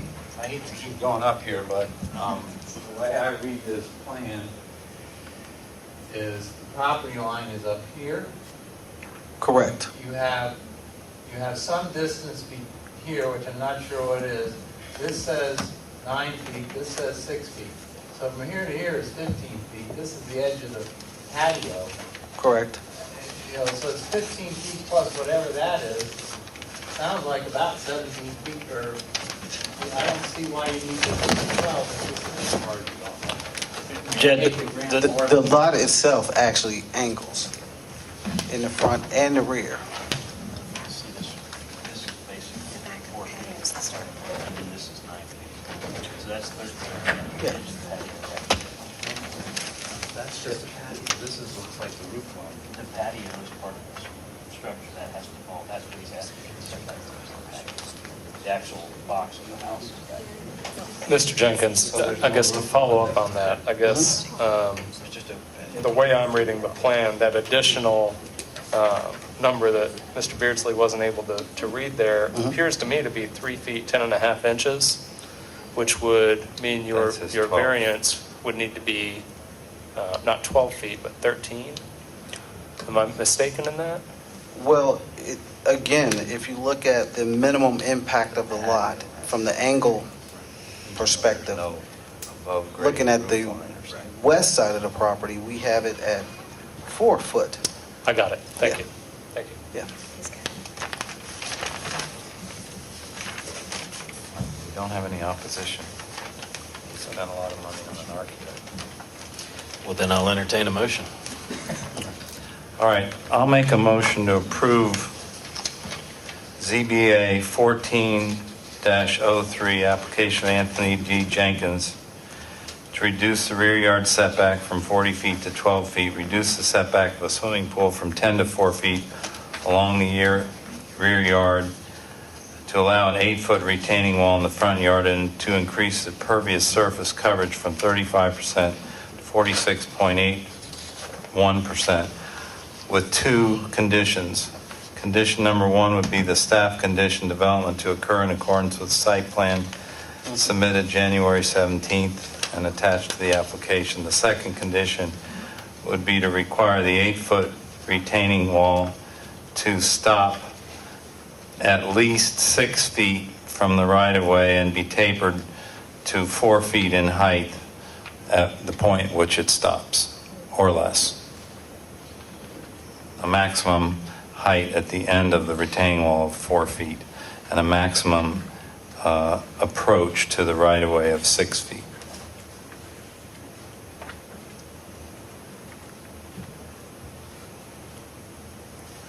All right, we have a motion for approval based upon the staff recommendation and recommendation number 2, that the retaining wall stop 6 feet short of the right-of-way and taper down from the house to a point no higher than 4 feet at the termination of the wall. Yes. Okay. Exactly.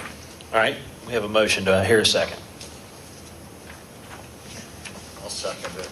All right, we have a motion and a second. Any discussion?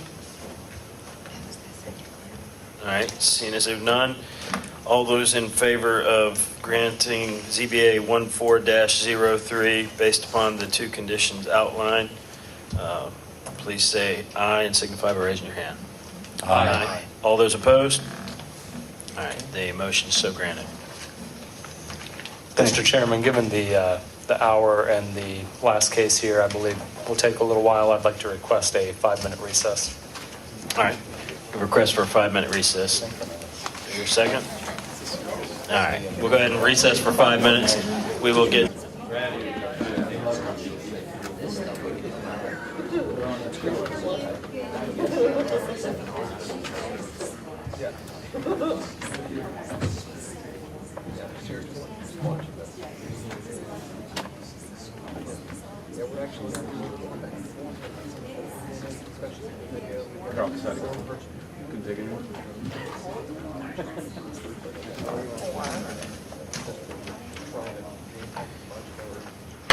All right, I'd like to go ahead and call our meeting back to order.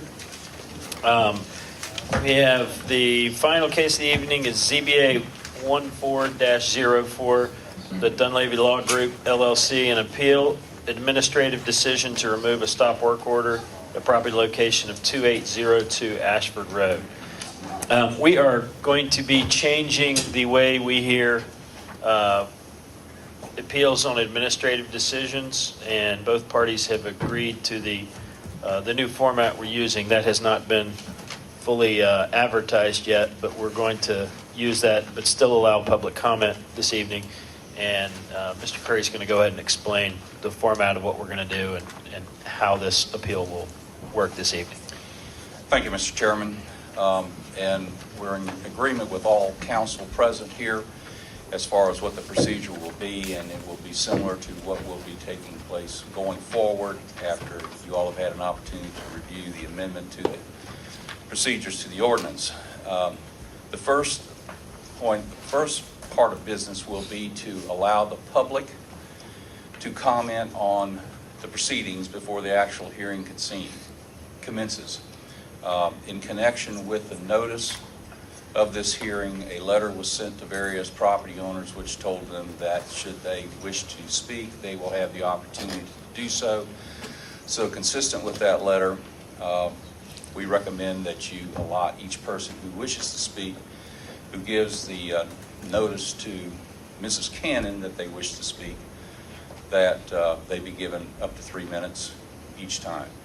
Then as far as the way the proceedings will go, is that the appellant, which are the actual residents that are opposing the construction of this building and are opposing the city's withdrawal of its stop work order will present first.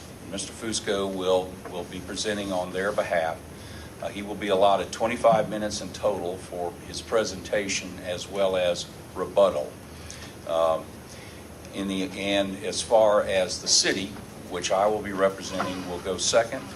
I will be allocated 15 minutes in total. And then finally, as far as the property owner, who is what we call a person in interest, because this decision would obviously affect the property owners represented by Mr. Dillard, and he too will be allotted 15 minutes. And so, Mr. Chairman, or if you wish to have the entire board to confirm this, but that's the procedure that we recommend be done in connection with this meeting and hearing. Okay. Thank you very much. All right, so let's go ahead and have someone make a motion to adopt the structure just outlined by Mr. Curry. I will so move. I'll second. All right, all those in favor, please signify by raising your hand and saying aye. Aye. All opposed? All right, so that's how we will go ahead and conduct this. So ZBA 14-04, 2082 Ashford Road, Brookhaven, Georgia. And the request filed is to invalidate the city of Brook. No, I'm reading the wrong thing. The appeal of an administrative decision to remove a stop work order at the property location of 2802 Ashford Road. So I guess would we start with Public comments. We'll start with the public comment and of. there's already been some submitted who wish to speak. Okay. And each of the people who speak will have 3 minutes to speak, whether it be in favor or opposition.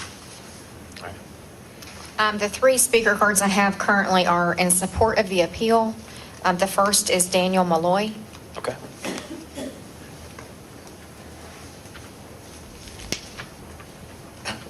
Good evening.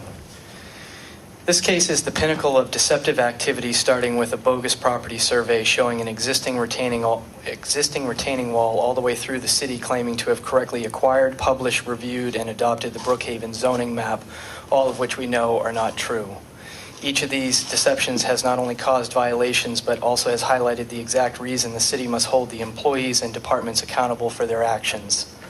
The most shocking is the stress and anger unduly placed on the retiree living at 2808 Ashford Road. Ms. Robinson, now in her late 70s, has been a part of the Ashford Park community for nearly 3 decades. She is one of several retirees suffering from property value impact as well as her peace and enjoyment. Ms. Robinson feels the city of Brookhaven has left her holding the bag because her property is being used as the zoning loophole. The other claim that the neighborhood didn't say anything about this property until November or December is unfounded. Last summer, numerous residents along Ashford Road called the city, the county, complaining that mud was running down the road into their driveways. Those calls either went unanswered or no response. Many resorted to calling the police. We all know Ronnie Mayer was screaming at the city council late summer to get on top of the situation, and still no action was taken. It wasn't until November, with a fierce public outcry, did the city finally attempt to resolve the situation, all the while the builder continuing. So of course the house is going to be near completion at this point. That's what happens when you allow construction to continue. Another nuance with this situation is the notion that average setback doesn't apply between 2 residential districts where zoning lines are drawn. That certainly is not how DeKalb County enforced the situation, which is the best example is just around the corner on North Thompson at 2839 and 2847 North Thompson.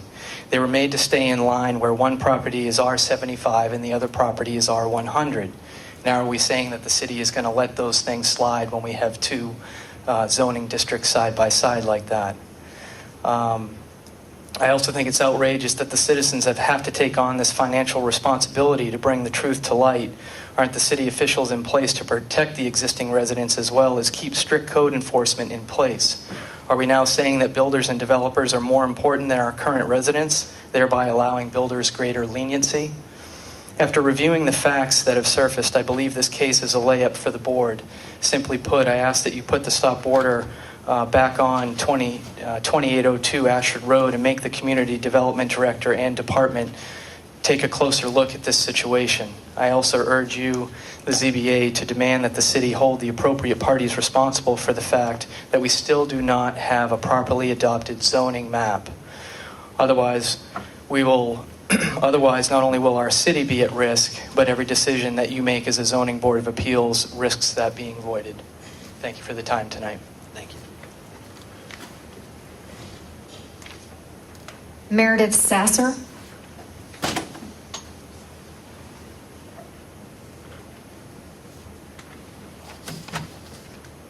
Hi, thank you for letting me speak this evening. My name is Meredith Sasser, and I've lived on Ashford Road for 14 years. I'm 4 houses down from the subject in question. As you know, on November 15th, the Community Development Director amended the stop work order for 2802 Ashford Road to include the violation of the zoning ordinance 27788A for average setback. On November 20th, our district councilman, Jim Ayer, he was actually confused as to how we had gotten an R85 lot on our section of Ashford Road. So he took it upon himself to drive all the way down to DeKalb, pull all the records for this property to try to ascertain what was the last officially zoned zoning designation on January 14th, 2013, which would have been just before we adopted the map. What he found out is that it was zoned R100. On November 22nd, I personally attended the city council meeting to voice my concerns with the construction at 2802. At that point, we learned that the city was well aware that there were errors with the city of Brookhaven zoning map. We also learned that the city attorney had written his opinion on average setback and its application to the property of 2802. In that opinion, I know it's included in the appeal, but you've probably seen it as well. In that appeal, it states about the official zoning map of Brookhaven.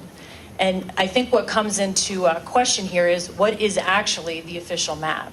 So in our zoning ordinance, it says, and I quote, zoning maps the city of Brookhaven, Georgia. However, the only map we've been able to get, in fact, this has been certified by Susan Hyatt, the name of the map just says Brookhaven zoning. This is purported to have been the map that was legally adopted. Furthermore, on this certified copy at the bottom, it says, DeKalb County provides GIS maps and data sets as a public information resource. Every reasonable effort has been made to assure the accuracy of the maps and data. However, these maps and other information are only as accurate as the source of such maps and other information. Further, the maps and other information provided are updated only periodically and therefore may not reflect the most current information. This is the map we're saying that the city council, 5 people, saw spread across the minutes and adopted. That's what the city is saying. So we did research. We went down. We looked at these. And in just one section of our neighborhood, there was over a 55% error rate between what DeKalb County had on January 14th and what we now have in Brookhaven. Now, while that's not spread across the entire city, that's where we live. This is what we're impacted by day to day. So I ask you to hear the appeal, put the stop work order back on. Thank you very much. Thank you.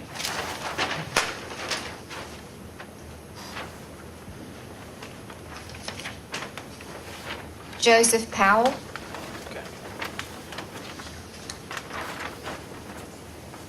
Good evening. Thanks for the opportunity to speak. My wife and I have lived in Ashford Park at 2695 Ashford Road for just under 4 years now. Love the neighborhood, proud to call it home. I do want to rewind about 2 years when we were presented with the idea and asked to vote on the idea of cityhood. We're now proud to call Brookhaven home, but I will tell you that at the time we chose to vote against cityhood, and I'll tell you why. It's because we felt like we were not presented with a full slate of facts that presented the pros and the cons and all the implications of cityhood. We wanted time to think about it, mull it over, and make sure that we were making an informed decision. I think you're going to find through the evidence that's been presented, the evidence that's going to be presented tonight, that we're in a similar situation with 2802 Ashford Road. And I think it's a difficult situation for all parties involved, for the city, for the homeowners, for the residents that live on Ashford Road. As you're driving down the street, I mean, it's very obvious that this house is not in compliance with the other homes on the street. It is definitely an eyesore on the street right now. With all that said, you know, there are a lot of Brookhaven citizens that felt the way that my wife and I did when we voted on cityhood, and I think there are a lot more now that feel like we're in a bit of a mess as a city, especially when it comes to this situation, in particular in this room tonight. So all I'm asking is that the city, the Zoning Board of Appeals tonight, prove us wrong, prove that we can have quality local control over our government, we can have quality planning and zoning in our neighborhoods, and that we can trust that the right thing is going to be done. So I'm asking that you please approve this appeal to place the stop work order back on 2802 Ashford Road so that the city officials can take the proper amount of time to exercise due diligence by doing the research, examining the facts, and owning up to the mistakes that city officials have made regarding our zoning maps and the property. Thank you. Thank you very much. I have no other cards at this time. Okay. All right. Well, then I guess we'll move on in, and the applicant can begin. Thank you very much. My name is Stephen Fusco, and I'm actually here on behalf of Linda Dunleavy, and I represent all of the applicants with this particular appeal. I do have letters of support from Larry A. Cook, Joyce Gurman, and Todd Fisher, and they asked if I just read them into the record, and I've already shown them. They said, this decision to lift the stop work order adversely affects my use and enjoyment of my property, my peace on my property, the privacy on my property, and my property values. And I also have a letter from C. Maxine Robinson that I'd like to share with you all. She's elderly and couldn't be here tonight, but asked if I please put her, may I approach? Sure.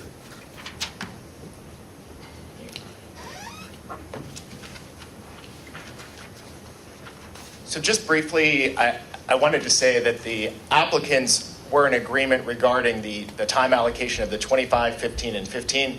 We did not take a position with respect to what this board, how you altered your procedures for tonight. We only represent the applicants. We were not making any decisions for the citizens, and so I wanted to make sure that was clear in the record. The second thing I want to make sure is clear is what we're actually here asking this board to do. I think there's been a lot of confusion and requests that we're invalidating an ordinance and we're putting a task on this board that you don't have the power to do. That's not what the applicants are asking this board to do. The applicants are specifically asking you to exercise your power pursuant to the ordinance, which is cited in the staff report and is contained in section 27912 of your own ordinance. It gives you the power to hear appeals of any decision of an administrative official in enforcement of the zoning ordinance. And there are two standards that you must apply tonight. The first is, was there an erroneous misstatement of fact or misapplication of fact? But the second one is what's particularly important in this case. Was the decision arbitrary? Arbitrary is, did they have standards? Can you look at the decision and say that it was well-founded, that it was documented, that it was based on substantial fact? If you can't, the decision is arbitrary. That is my burden of proof tonight. And if I can prove that, it is your burden to reverse the stop work order.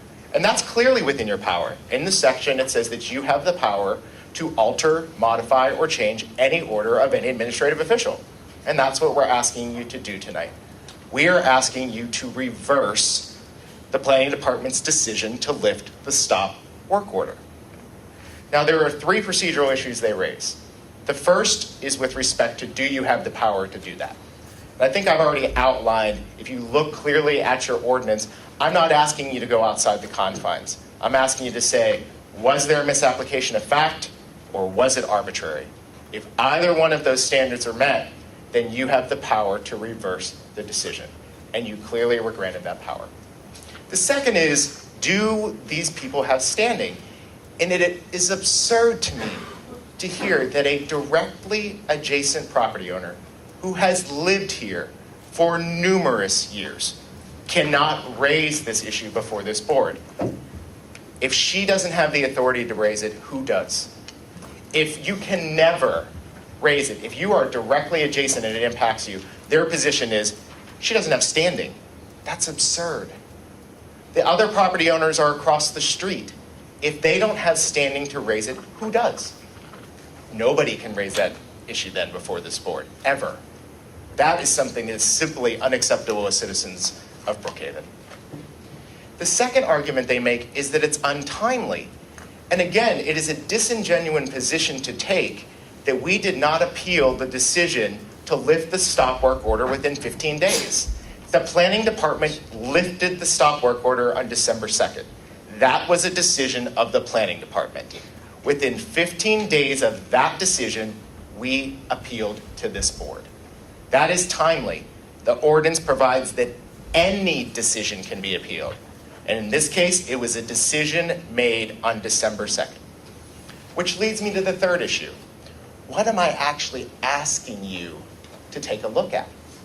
I'm actually asking you to take a look at the planning department's position that the averaging setback requirement doesn't apply in this case. That was arbitrary on the planning department's part. That was an arbitrary decision to lift the stop work order. It wasn't based on clear fact.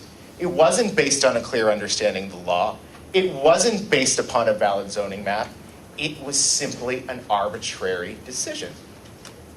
And if you look at this case from that perspective, we don't get into is the zoning map invalid? What are we doing with the zoning? It's a simple question. Did they act in an arbitrary way in deciding that the lot averaging requirement doesn't apply because there's only one lot that's similar, the other lot is zoned differently, and therefore I'm going to lift the stop work order? And I'd like to now turn to that issue because I think that's really where the crux of this goes to. The first thing you have to look at in asking is it arbitrary is look at the planning department's own action. They issued the stop work order in the first place. They're the ones who said the zoning ordinance doesn't allow for this setback. We're going to issue a stop work order. And what's even more interesting is they actually had already issued a stop work order and came back with this second issue, which is we don't think the zoning ordinance allows this to happen. A planning department member actually stood in a public hearing on November 13th and said, we issued this permit in error. They then come back 2 weeks later and they lift the stop work order saying, never mind. If that's not arbitrary, I don't know what is. The second thing I would look at is we have a city council who has actually issued an audit of their own zoning map because they're not even sure of what all of the zoning is in the city of Brookhaven. The city is telling us we don't know if our own zoning is proper for this property. If that isn't arbitrary to make a decision when they're saying we're not sure if the documents people are relying upon are reliable, then it's an arbitrary decision to simply lift a stop work order when you don't know the answer to the question. Tonight I'm asking you to make a hard decision. And if you are asking yourself or saying to yourself, I don't know what the zoning of the property is, or I don't know which zoning map is right, or I don't know if the planning department made a right decision, then to let the lift on the stop work order stay would be arbitrary. It would be saying, we don't know what the right answer is, so we're just going to allow that decision to stand. The reverse is actually where we should be tonight. The stop work order was issued because we don't know what the zoning of the property is. We don't know the answer to the question of whether the averaging setback requirement applies. With all due respect, we were sitting here as members of the community and you as the board not even really knowing what procedures you have to follow in every instance.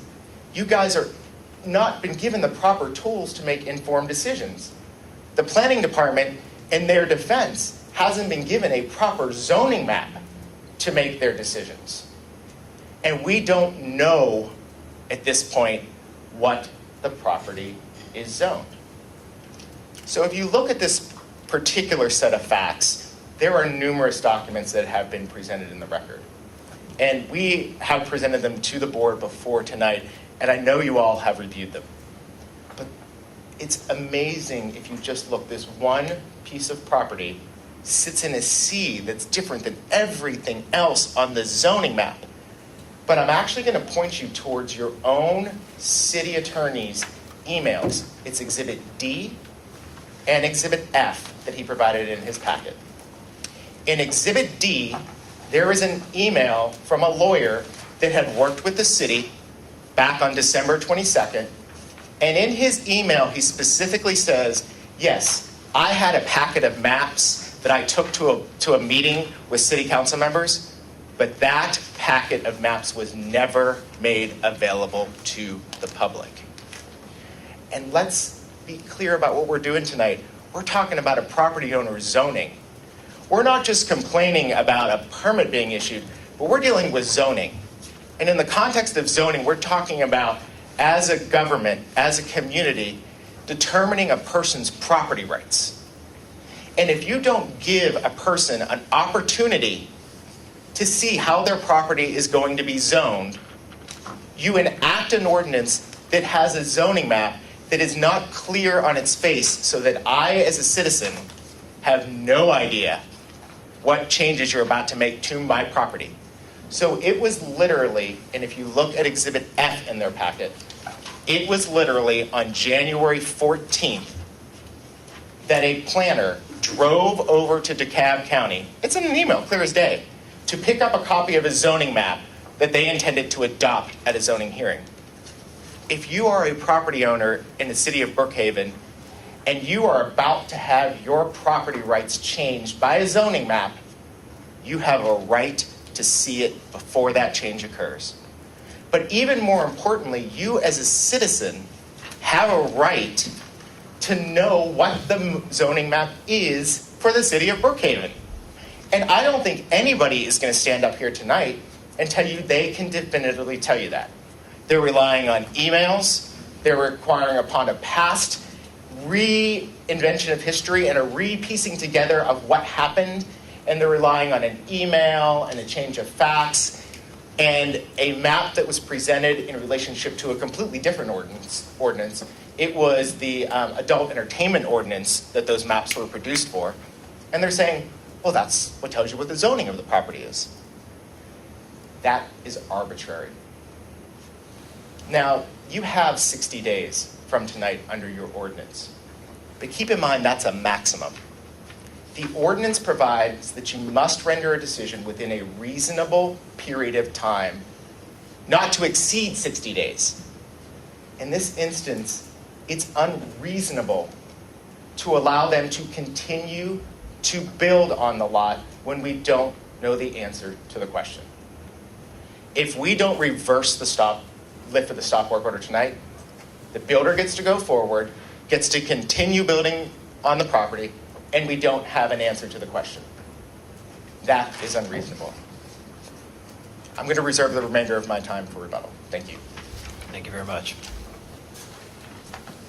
Mr. Curry?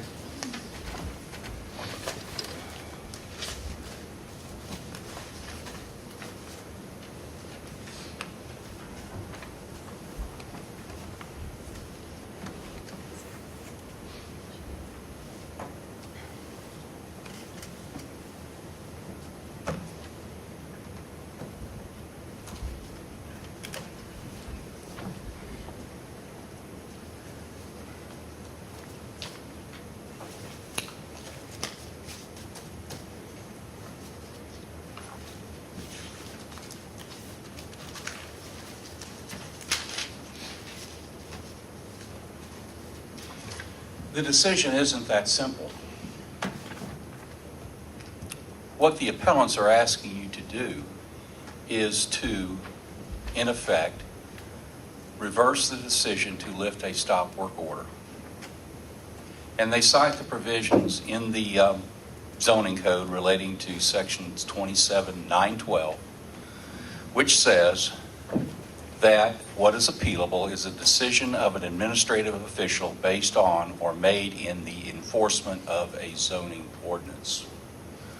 I proffer to you this evening a stop work order or the lifting of a stop work order is not the enforcement of a zoning ordinance.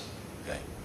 Mr. Fusco read those words to you, and then from that, he began to discuss with you what was arbitrary about everything that's taken place. There's been misapplication of facts, that there was this horrible situation that was taking place with regard to an adoption of a zoning map, that the comments of even some of the city council members are that, well, was that really the zoning that DeKalb County had on the map? You cannot get over the fact that there was a public hearing that was duly noticed, that there were 2 readings of the ordinance, that there was evidence to the effect that there was those maps were available at both ordinances. It proved and showed that Mr. Howard Kuntz went down on the 14th and did get a copy of the map. And that map is, if you could either turn that around or if you have it on the that you can show it, is there. Now, the fact that you look at the residence next to 2802 and along the side of the street, it is zoned R100. But the residence next door at 2808, which is Miss Maxine Robinson's residence, is zoned on this map that was duly adopted in accordance with the procedures of the zoning law, which the city had the finest legal representation at the time, Mr. Bill Riley and his firm, who, prior to the time of representing Brookhaven in this, had done the same thing for the city of Sandy Springs, had done the same thing for the city of Johns Creek, had done the same procedures for the city of Dunwoody. And who's there to believe that what took place and that that map was adopted and that that map wasn't part of the zoning ordinance is folly? It's hard to understand that. Yes, this map that was adopted shows 2808, and it's a little lighter up there, and that is R85. At the time that the permit was issued, and that permit was issued back in May 29, that permit was issued on that date, and that permit was posted on the property at the street along with a copy of the site plan. So each of the neighbors, including the neighbor across the street, everybody had notice and knew that there was something going to take place on this residence. Now, the comments about, the permit was issued in error. There may have been an initial thought that that were the case, but it was not. It was not issued in error because clearly the average setback rule did not apply, because you can't average setback for one residence. And the only residence that was zoned R100 was the one to the south of 2802. There were no other residents that were within the amount of feet that had to be required to touch it that could be averaged. And so therefore, yes, I did give that opinion. I gave the opinion that average setback didn't apply. I also gave in that opinion, I also said that's subject with your permission that the zoning act was properly adopted. Okay. There's nothing here tonight to say that the zoning ordinance wasn't properly adopted, but you have to find that. Basically, you have to find these things. First of all, you've got to find you've got the jurisdiction to do this, to even hear this, which I'll explain to you shortly. You do not, based upon case law. Then you've got to find whether or not the ordinance or the enforcement of the zoning ordinance, i.e. the lifting of the stop work order, is actually an enforcement of the zoning ordinance. It is not. There's case law which supports that also. So you'd have to find that. Then you'd have to find that these parties are aggrieved. And in order to be aggrieved, in order to have standing, they have to demonstrate to you that they're suffering a special damage or an injury not common to all property owners similarly situated. That's in the code. Now, you're talking about building a house next to a house. There's no increase in traffic. There's no increase in any type of use. They read into the record that, of a comment of one of the owners that their property values have devalued. Please, we all know what's going on with the property values in the city of Brookhaven. They continue to rise. You argue that, well, they're just a next door neighbor. How could they not be aggrieved? Well, they have other remedies if they're aggrieved, as far as mud coming in their driveway or what else. It's not coming in trying to say that a zoning ordinance is not good. Then after that, you're really going to have to find that the zoning ordinance wasn't properly adopted. And then you'd be making what you would call a judicial ruling of a legislative event that the city council passed, under which you have no authority to do that, but that's the finding that you would have to do. You'd have to go through the fact finding that they did not comply with the zoning procedure laws of the state of Georgia.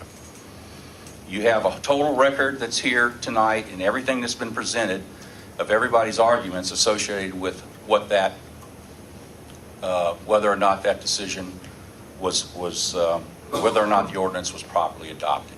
It was. It was properly adopted. That's not an issue.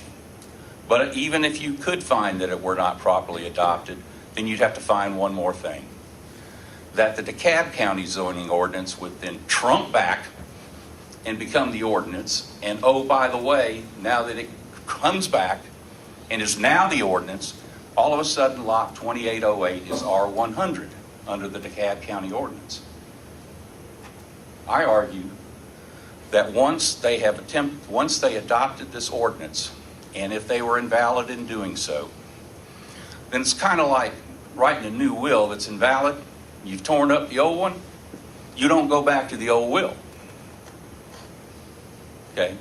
There was no old will. This is a new city. You would have no zoning ordinance. And the final thing to think about the jurisdictional aspects that you're talking about, that you have the authority to make a determination, because you have to make the determination that the zoning procedure laws were not complied with the city council enacting this zoning ordinance. You in effect would be dissolving this board. Now, that may sound attractive to you this evening. However, I mean, that's the ridiculousness of what's being proffered here. The appellants are going through the administrative process, so should this matter go further, either way, that they can say to you or can say to the court that they've exhausted their administrative appeal. I will assure you, based upon what they've presented and the argument that Mr. Fusco gave, they have exhausted their administrative appeal. Now, let me go over two items with you, if I may, relating to the issue of jurisdiction. Do you have the authority to find that the ordinance is invalid? No, you do not. I cite for you for that premise the case of Noreen Shockley v. Fayette County, Georgia, decided by the Supreme Court of Georgia, 260 GA 489, decided October 3, 1990. And in that case, the Supreme Court held that we have recognized that the powers delegated to a board of zoning appeals are neither judicial nor legislative, but are quasi-judicial and quasi-legislative. You've heard me use those terms when we've had our discussions together. As such, a board of zoning appeals has no authority to pass upon the validity of a zoning ordinance. It's right here, the Supreme Court of Georgia says that, right here in this case. But you're being asked to look at it that, well, the city didn't know what they were doing and they adopted the wrong map and that's not what they intended to do. The map may not have been the map that they thought that that the zoning was there that they were intending to do, but they did adopt that map. That was the map. And the part about, reciting that even the lawyers in the email traffic that I had with Scott Burkholder who was not the city attorney, but who was special counsel to the city in connection with the adoption of a sexually oriented business ordinance, I asked him, had the city council seen maps of the zoning? And he said yes, and that was the map. That was the map that he was using for purposes of drafting the SOB ordinance, as we would call it. Now,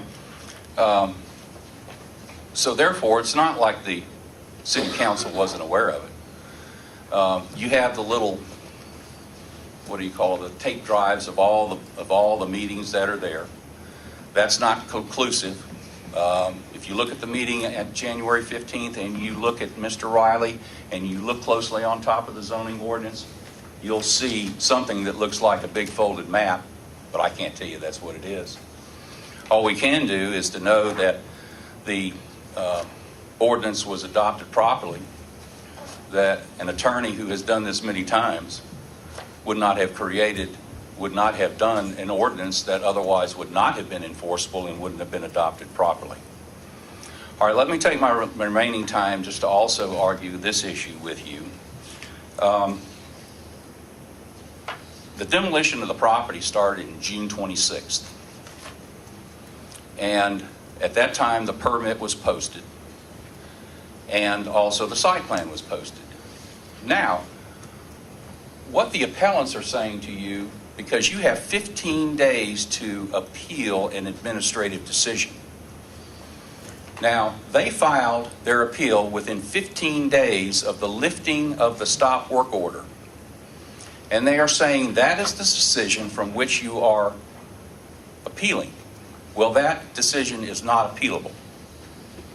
In the first place, the first zoning decision that took place with respect to the compliance of the zoning ordinance was the issue of the permit.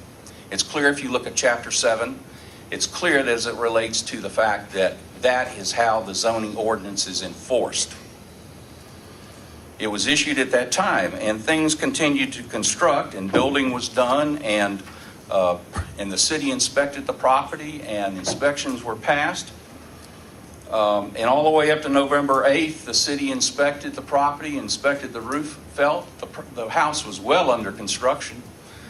And then the city, with all of the commotion, everybody saying, you got to do something, you got to do something, the city said, well, let's step back and breathe and let's look at that, and that's where the stop work order was issued. The first one was in error because it should have included what was in the second one, but in any event, there were the two stop work orders that were done. And then after looking at it and reviewing it, and said everything was fine. The setback averaging didn't apply. Now, what they're asking you is they want a second bite at the apple. Meaning we missed the first bite, so we therefore get the second bite because you lifted a stop work order. I want to review with you the case of Ladzinski v. Allen, decided by the Supreme Court of Georgia in 280 GA 264 on January 17, 2006. The facts in that case were very similar. DeKalb County issued a building permit to a charter school to build a school across the street from Mr. Ladzinski's property. And it assumed that it was exempt from the building process because of a nonprofit ownership of that school. So the permit issued. And lo and behold, Mr. Ladzinski came at a much later date after they had spent $4.6 million and started to complain. And then once the complaints were there, what happened is that the work had been suspended. Okay? There was an actual suspension of the work that was caused by the county while they took the opportunity to investigate whether or not there was an issue here. And they came back to the determination and they said there was none and the building completed. Okay, thank you.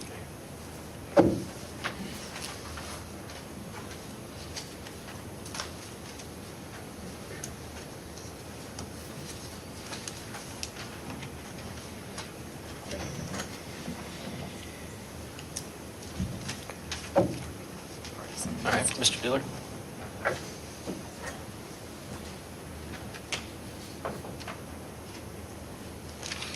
Just to finish up where Mr. Curry stopped, the court denied the owner's appeal in that case. Okay.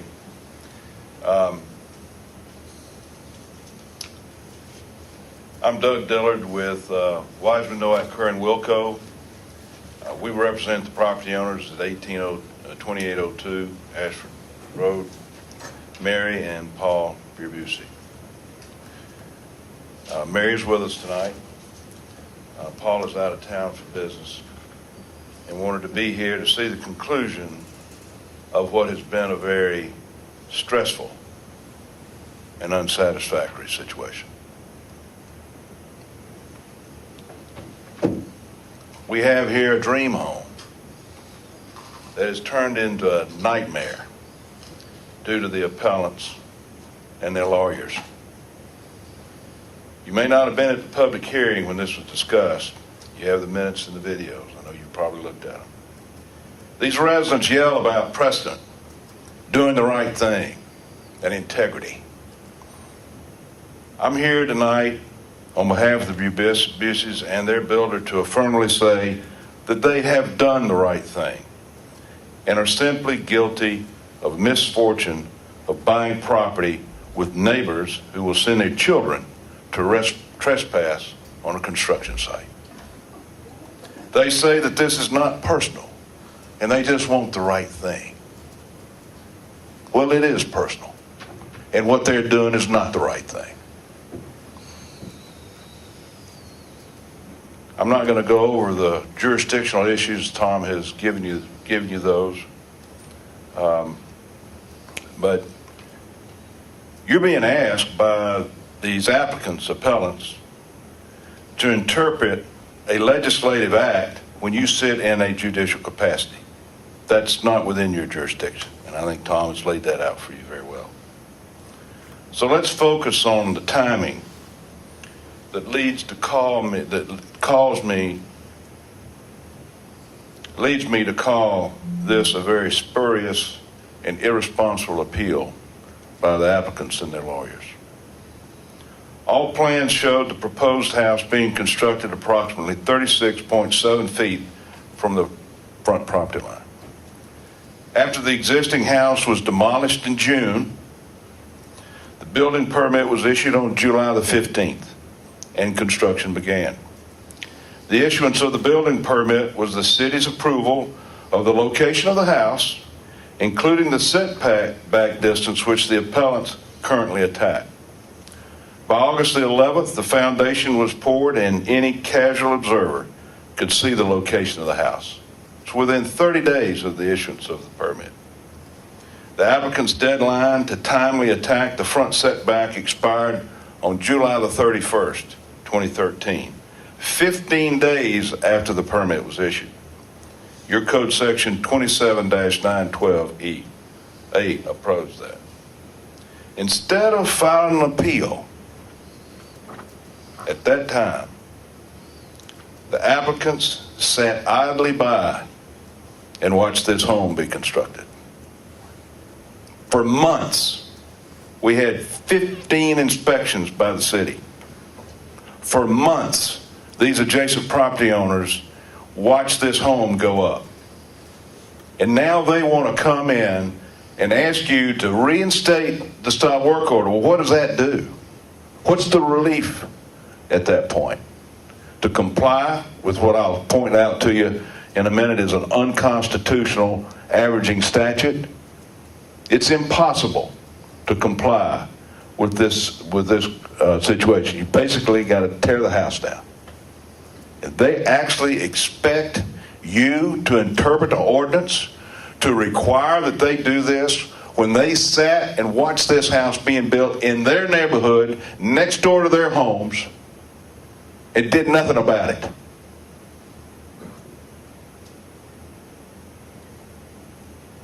That's not right.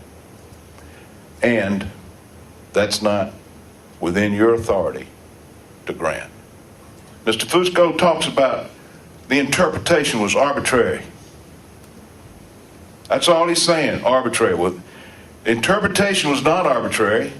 because it was based on an ordinance that was adopted, and it was based on a map that was adopted, and the interpretation that was given is supported by what Ms. Cannon did when she lifted the stop work order. What is true is that stop work order shouldn't have been issued to start with, because the averaging statute doesn't apply. Because you've got an R85 zoning on one side and you got an R100 zoning on the other side, and that is clearly not what the statute says. Now we urge, and I did this in DeKalb County before y'all were ever organized, that averaging statute using just 2 houses on each side is facially unconstitutional. Why are you going to use 2 houses on each side when the whole street's got front yard setbacks that vary from 30 feet to 70 feet? Talking about arbitrary. The ordinance is facially arbitrary, capricious, and has no relation to the protection of the public health, safety, and welfare. So, having said that, how can they now come to us, come to you, and ask that you remove this home or order that this home be removed when they knew all along, or should have known all along, that first of all, if they objected to it, they had 15 days within which to file an appeal. And in so doing, they sat there and did nothing. Nothing. And they have the audacity to come in here and ask you to tell them to tear the house down.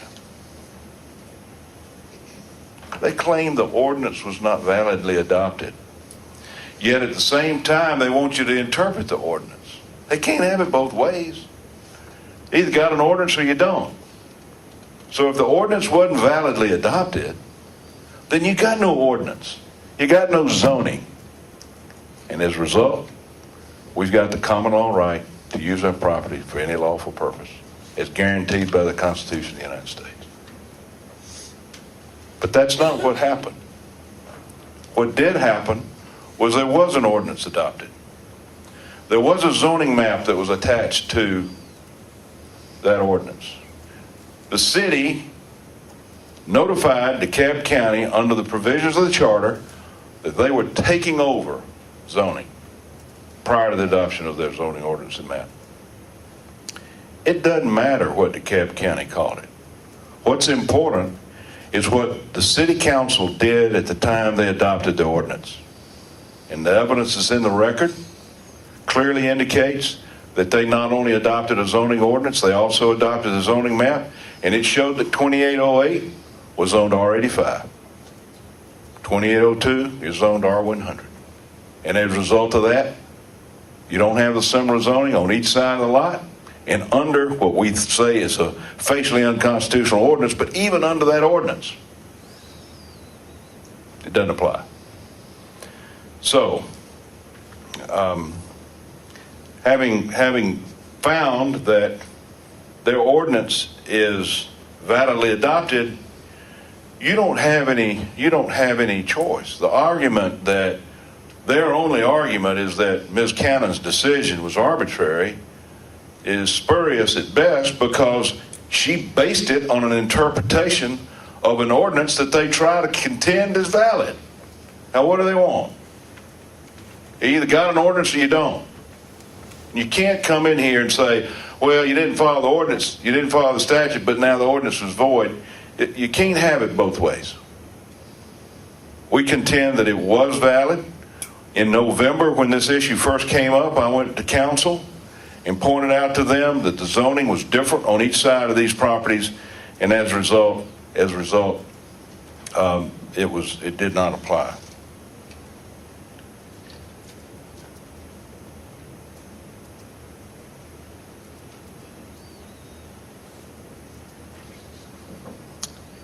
As a quasi-judicial body, you're empowered to interpret acts of administrative officials. You're not empowered to determine whether or not the legislative body, city council, acted properly in adopting the ordinance. You assume, until it's clearly proven by clear and convincing evidence, that there is no valid ordinance, you've got to interpret the ordinance. The evidence that you have in front of you shows that there is a valid map, shows that there's a valid ordinance, and as such, the averaging statute does not apply. In conclusion, I want to be sure the record has the information that we have sent to you, your letter that we sent on the 17th. I'm going to ask to be included. We also have a certified copy of the zoning map. I think the city attorney's already got that into the record, but I'd like to submit this into the record at this time. In conclusion, what is the right thing to do? Unless it's clear that staff was wrong, you don't have any choice. You sit in a judicial capacity, in a quasi-judicial capacity. Unless they can come in here and show, not beyond a reasonable doubt, like in a criminal case, but they've got to show with clear and convincing evidence. It's not just a preponderance of evidence. It's clear and convincing evidence that the interpretation that was given by staff was wrong. And the last plea that I'll make to you is that what does equity demand? What is the fair thing to do? What is the right thing to do when my clients have in good faith relied on representations from the city, inspections time after time after time, a permit that was validly issued? What's the right thing to do? The right thing to do, unless it's clearly otherwise, is not whether the decision was arbitrary, but whether there was any basis for the decision that was made by staff. And it's clear in this situation, they had an ordinance, they had a zoning map that was clearly showing a difference in the zoning, and the averaging doesn't apply. So with that, we would ask that you deny the appeal and allow my clients to move into a home that they've dreamed about all their lives and to become the residents that they've always wanted to be and to live in your fine city. Thank you. Thank you, Mr. Dillard. I believe we still have time for rebuttal. 12 minutes, 54 seconds. All right. Thank you very much. Thank you all very much. I know it's late in the evening. What I want to do is walk you through what your ordinance provides, because I think all three lawyers, we have stood up here and said what you are empowered to do, what you're not empowered to do, what is standing. But I want to point you right to your own ordinance. And I'm not going to actually stand here and go beyond your ordinance. Your ordinance provides that you are empowered to hear an appeal from any decision. There's been nobody who stood up here and says that a decision wasn't made to lift a stop work order. That complies with the clear language of your ordinance. I'm not asking you to go beyond that. Now, it's interesting, the city takes the position that it is not regarding the interpretation of an ordinance. But if you look on page 95 of your packet, it clearly provides that under section 27-788 of the zoning ordinance, the planning department made the decision that the setback averaging didn't apply. Your own city attorney has told you that this is about whether 27-788 applies, which is the averaging setback requirement. That is a zoning ordinance. The planning department applied that section of the zoning ordinance and determined that they were going to lift the stop work order. We are clearly within the plain language of your own statute. And you can go back and just look at that section to decide, did the planning department make a decision about averaging lot setbacks? If they did, it was a decision regarding a zoning ordinance. And that is what we are here tonight to talk about. So if we start from the premise of we are here to talk about a decision that was made to lift a stop work order, then the next question is, well, how many days do we have to appeal that decision? Again, look at the plain language in your ordinance. It's 15 days from any decision. And in this case, it was within 15 days of the planning department's decision to lift the stop work order. That's clearly within the language of your ordinance. Now, they're taking the position that the permit issued a long time ago and we had an opportunity and we never did anything. First of all, that's not correct. They have been complaining about the zoning ordinance. They have been complaining about this for months. But even if you take that position, then the city could never have issued the stop work order. Carry their argument to its logical conclusion. The city issues a building permit, then they can never come back and say the building doesn't comply with the ordinance. That's absurd. If that's the case, anytime a developer gets a permit that was issued invalidly, after 15 days, there's nothing the city can do. There's nothing you as a board can do to change that decision. If that's the precedent, you are putting yourselves on a timeline that 15 days pass, if someone doesn't know about it or does, you're done. Because they're taking the position that once the permit issued, that was 15 days, and you can never challenge that decision. But again, go back to the clear language in your ordinance.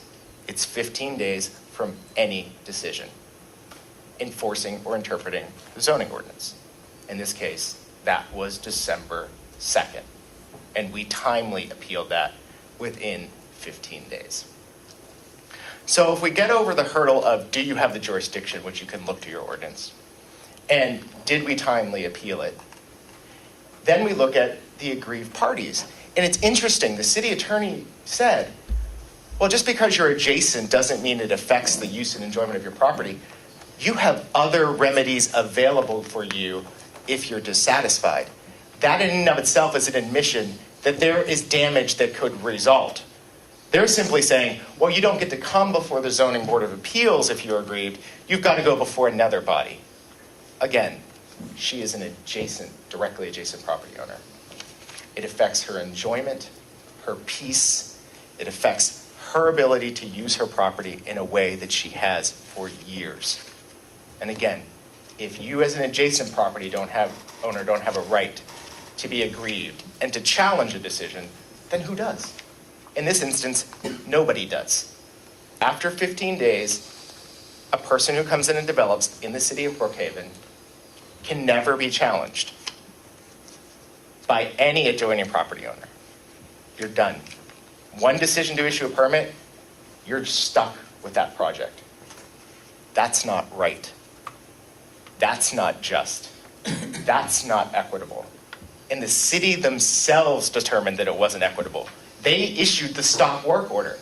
They said, you can't develop in our city if you don't comply with the zoning ordinance, and they saw the benefit of that. Now, I want to go back to the standards that are to be applied tonight, because I, as the applicant, have been accused of asking you to invalidate a zoning ordinance. That's not what I'm asking you to do tonight. I want you to go back to what I said initially. And no one's really talked about what I asked. They said that he talks about how it's an arbitrary decision, but there's nothing arbitrary about it. But go to the facts. Mr. Dillard said the setback averaging ordinance on its face is unconstitutional. If he is taking that position tonight, then the planning department's decision to enforce that section is arbitrary.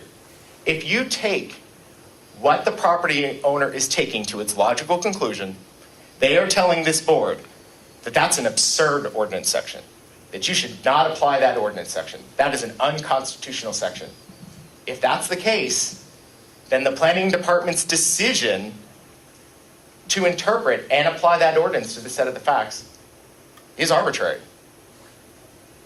The second thing is, they tell you, well, if you make a decision tonight, then you undo all the zoning and you're not empowered to do anything tonight. That is flatly false. The charter of the city of Brookhaven in section 603E provides that during the transition period, the DeKalb County ordinances will remain in effect. So if somebody down the road, and I'm not asking this board to make that decision, makes that determination, we're not in a free-for-all. You still have the ordinances that were in effect prior to the city council's adoption of the zoning ordinance and the zoning map. And the city attorney tells you, he says, well, I'm really not sure what is the correct one. And they rest on the fact that a fine attorney adopted it. We all make mistakes. I don't think there's anybody in this room who will say that they don't make mistakes. And that's not a reason to decide that they based it upon a proper decision. So what am I asking you to do? To put the stop work order back in place. And to decide that the planning department's decision to determine that the setback averaging ordinance did not apply is arbitrary. And just look at the wild facts that you guys have, and I feel bad for you. There's no clear set of facts. And in my mind, that I met my burden of proof. I have proven to you that there is nothing that a property owner in the city of Brookhaven can depend upon to know what the zoning of their property is. And if that's not arbitrary, I don't know what is. And for those reasons, I ask you to reverse the decision and to put a reasonable time frame on your decision, which is tonight, to put the stop work order back in place. Thank you. Thank you very much. All right, well, that closes the, Wait. I think we need to be real careful before we public hearing. Are we making a decision about how the hearing will be conducted if we do that? I was just going to say that concludes testimony. Okay. That concludes the testimony of the cases. So now we're going to, I guess, open the board up to the floor, or open the floor up to the board for any questions that we may have of staff or any of the attorneys that presented for us this evening. So you agree, Chairman, that we can ask questions to any of the... I think we can ask questions to anybody who spoke this evening. Right. Because we have not closed the hearing. Right, because it's like, this is our chance, right? Correct. That's how I understand it. So who'd like to start?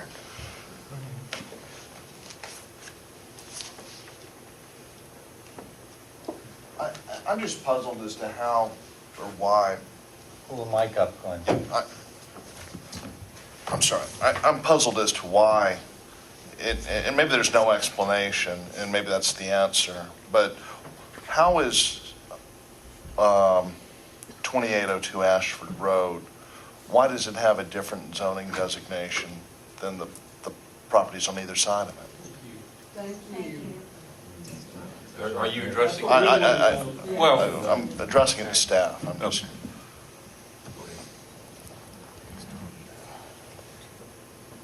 I can only tell you that this is the map that was provided to the city from DeKalb County,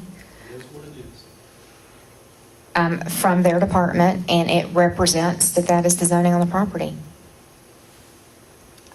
I can't tell you past actions of DeKalb County. I can only tell you that this is the map that was supplied to the city from DeKalb County. Was it provided in the same format, this GIS format?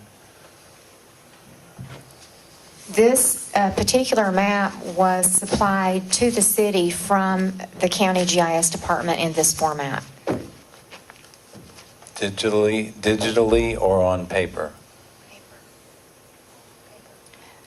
There's a paper map that was provided, and then the digital map was provided to the city, which represented, there was an electronic copy of this map provided to the city from a former vendor, and it represents this map that the county provided on paper.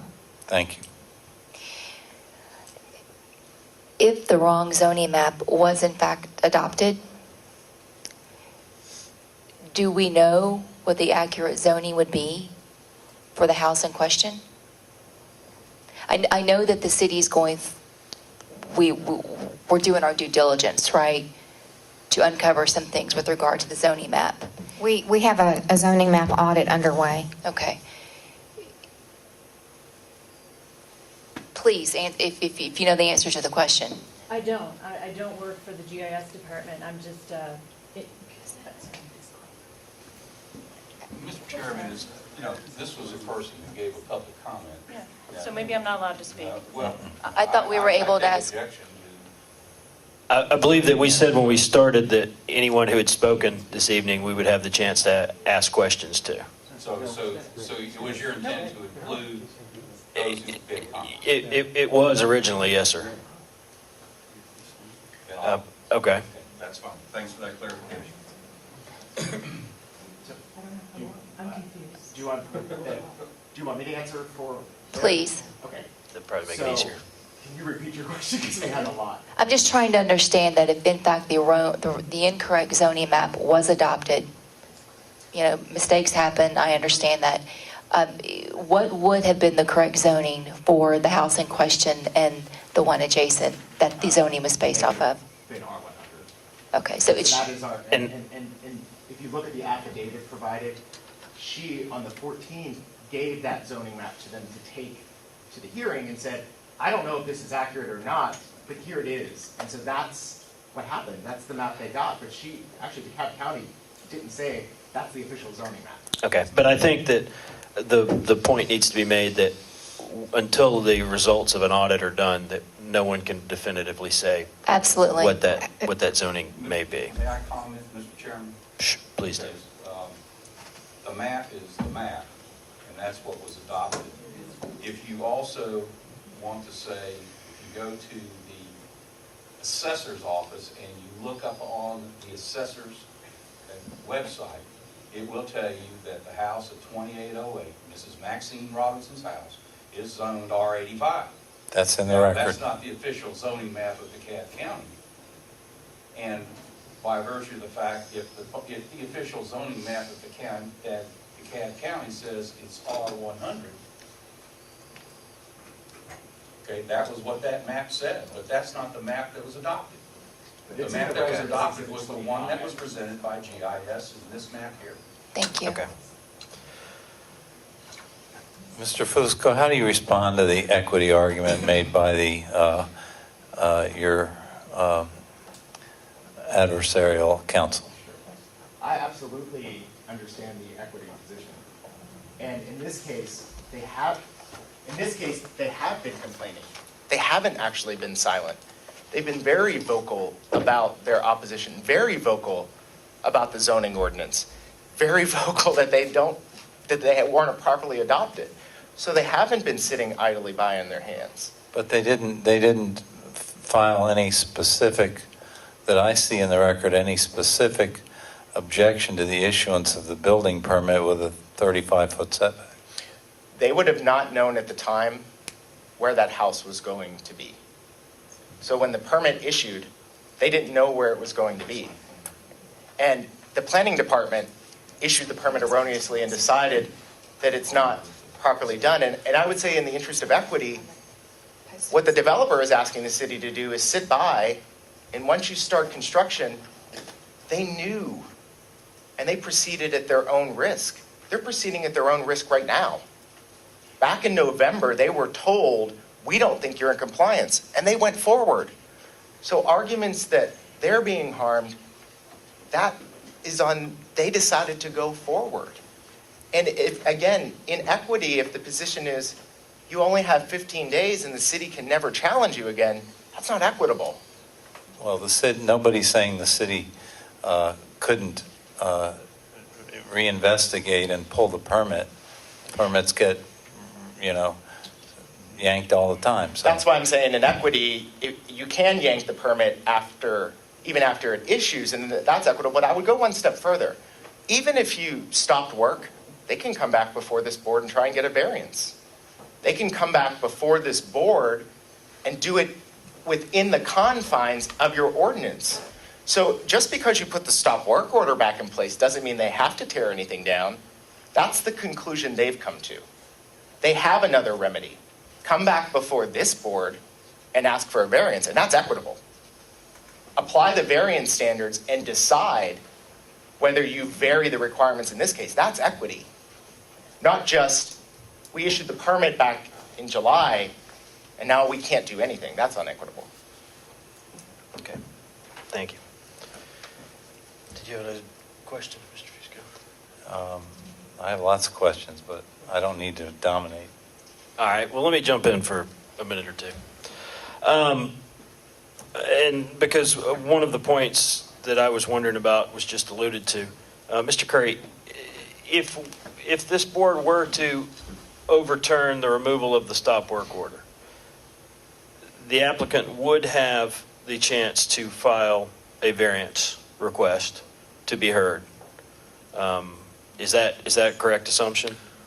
Well, let's look at this way. If you reverse the decision to lift the stop work order, then you would have come to the conclusion the permit was not validly issued in the first place. Okay. You would have to make that determination. And as you know, when we had this issue with Trentwood Drive and the average setback issue, and they did, and what was to take place, is that we issued a stop work order because clearly the permit was issued improperly and it therefore was ultra-virus and had no effect. Now, by lifting the stop work order, what the city did was confirm that the permit was validly issued and that the construction can continue. So therefore, if you were to reverse that decision, then you would have to find that the permit initially, way back when, regardless of what anybody understood at the time, was validly issued or not. Okay. My review of it is that it was validly issued. If it had not been validly issued, then the stop work order would not have been lifted. Okay. But in answer to my question, what you're stating is if we were to reverse the decision of the director, then the applicant or the aggrieved party would have the opportunity to file for a variance? Well, that would be one of the procedures, and please realize that when this first came about and we were having the discussions, they actually did file for a variance. Right. Not knowing where the city was going to come about as a stop measure. And that when the stop work order was lifted, okay, there was no basis for filing the variance anymore. They couldn't go forward because they had a valid permit.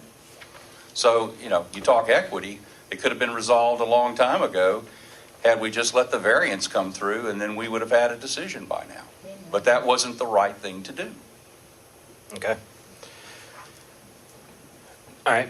I've got a couple questions for you, Ms. Cannon.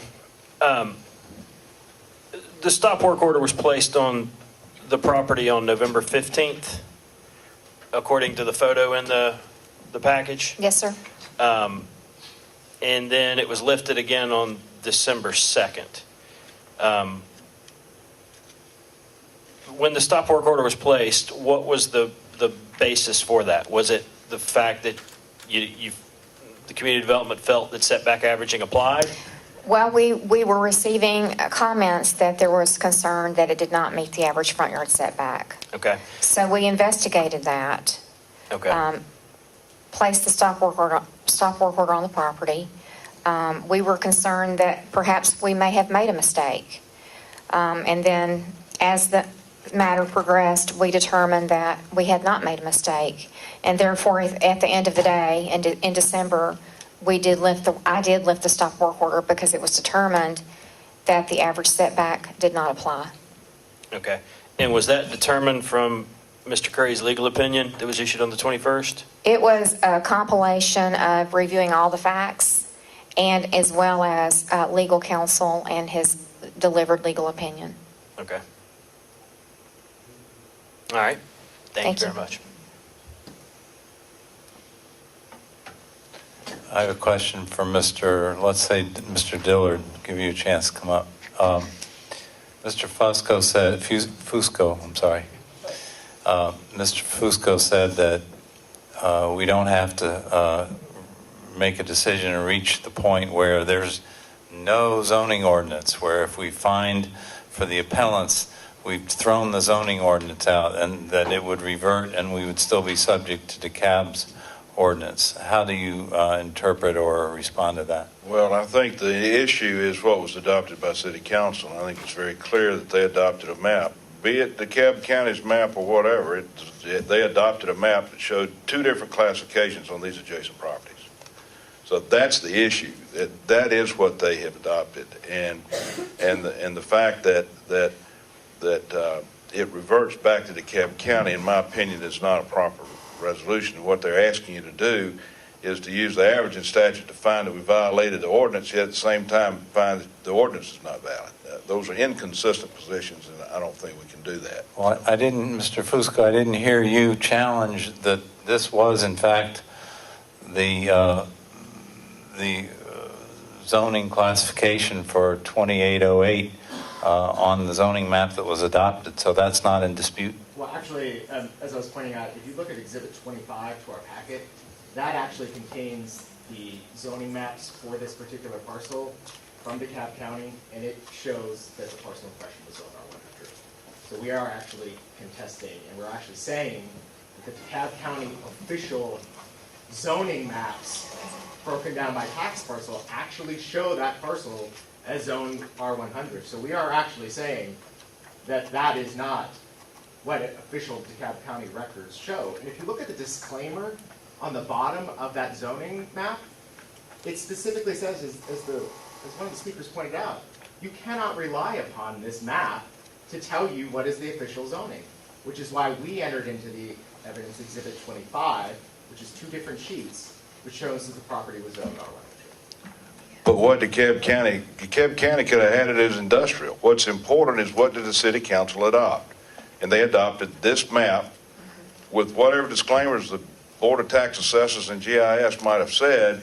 What the minutes show is that they adopted this map. And this map has not been relied on just by this particular case. It's been relied on for the last year and a half. All right, so we got a fine distinction here. Mr. Fusco is saying there was contradictory evidence in DeKalb County records over what the zoning of this property was. But those records aren't what the city adopted, is what Mr.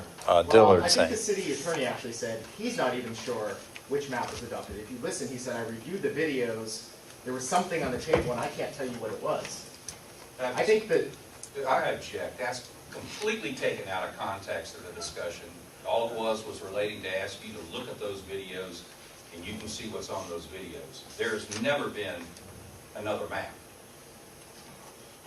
Okay. It is what it is. And you make the determination. If you have the power tonight to decide, was that what was adopted? But it's not my... I'm telling you tonight it wasn't the map. And they've offered no definitive proof to tell you that is the map. I think the cases show there's, the city has to be given the highest presumption of evidence that the map they adopted, as Mr. Dillard said, it is what it is. So, you know, you're asking us, I think, to go beyond our power to override the legislative decision. I mean, how do you respond to that argument? I actually am not asking you to go beyond that. What I'm saying to you is I actually look at that ordinance on the map on its face, and I go back to the zoning ordinance, which clearly offers a title, and says that's the official zoning map. That's not what's been presented tonight. But I go a step beyond that. Keep in mind that I, as a property owner, if I'm in a jurisdiction, have a right to see how my property is going to be rezoned before you take action on it. It's been uncontroverted that they went down on the 14th and picked up this map, the same day the hearing took place. I don't know how my property has been rezoned legislatively. It's way beyond the scope of this board. Right. I mean, But I'm not asking you to invalidate it. I'm just saying, was her decision arbitrary? And I'm saying we don't know what the zoning map was. okay, we hear you. Hope, what are your concerns? My concerns are, and I heard Ms. Cannon as she responded to Mr. Chairman, was that a large part of lifting the stop work order was based on the legal write-up by our city attorney. And I feel as if I don't know how accurate it would be to implement the write-up on average setbacks. I agree with that. And I guess I've got several comments and opinions that I'll make to the board for consideration. And I guess I'll just kind of run through the staff recommendation on this case, and just kind of give everybody my thoughts on it. And, I think we're kind of at that point now. The Zoning Board of Appeals cannot review or overturn decisions of the Brookhaven City Council. I do agree that the map is what it is. Do I feel like there's some inconsistencies with the map, and there are some parcels that got adopted incorrectly from what they possibly are? Sure. But I think that from what I've seen, the map, that we have in hand is what was adopted. So that being said, I think that, we've got a map that hopefully when the audit's done will be corrected. But for right now, it kind of has what we have to deal with. As far as the appellants did not have standing under section 27912, I disagree. These are all immediate property surrounding it, and the lady who lives next door has a line of sight impairment with the house being extended beyond. We don't have to find there isn't standing to rule on the case. Well, right. No, I understand that. But I guess the part that I'm having the biggest problem with is the reliance on the so-called average of one not being in existence. We adopted DeKalb County zoning. I think we adopted the letter and the spirit of the zoning. And I've built many homes in DeKalb County. I've built many homes in Brookhaven. I've applied for many permits. And on every corner lot that I've ever built on, since average setback was applied, you had to use the average setback of the property next to you. That's the way that ordinance has always been enforced from DeKalb County. Now there's a different opinion by the city of Brookhaven. I think that the code needs to be rewritten to show provisions for that. But I think by saying that no corner lot in Brookhaven, the entire city where average setback applies, that no corner lot or any lot with dissimilar zoning districts has no average setback apply, is going to impair a lot of different people's property values. And I am extremely concerned that we are changing the intent of what the ordinance that was written is. That based on that opinion, I think that this decision needs to be overturned, because I think we've set a dangerous precedent for any property in Brittany, historic Brookhaven, all over Brookhaven where average front setbacks apply. So you think this board should rule basically on the application of the average setback ordinance? Well, I think that's the decision that the appellant is asking for. They're asking for the stop order, for the removal of the stop work order. Well, the stop work order was removed based on Mr. Curry's legal opinion that there's no such thing as an average of one. But when in fact, since this ordinance was put in place in DeKalb County years ago, whether you have a corner lot or not, you do not, you always had to use the property next to you. In other words, you think in the past it's been applied that there is an average of one? That is correct.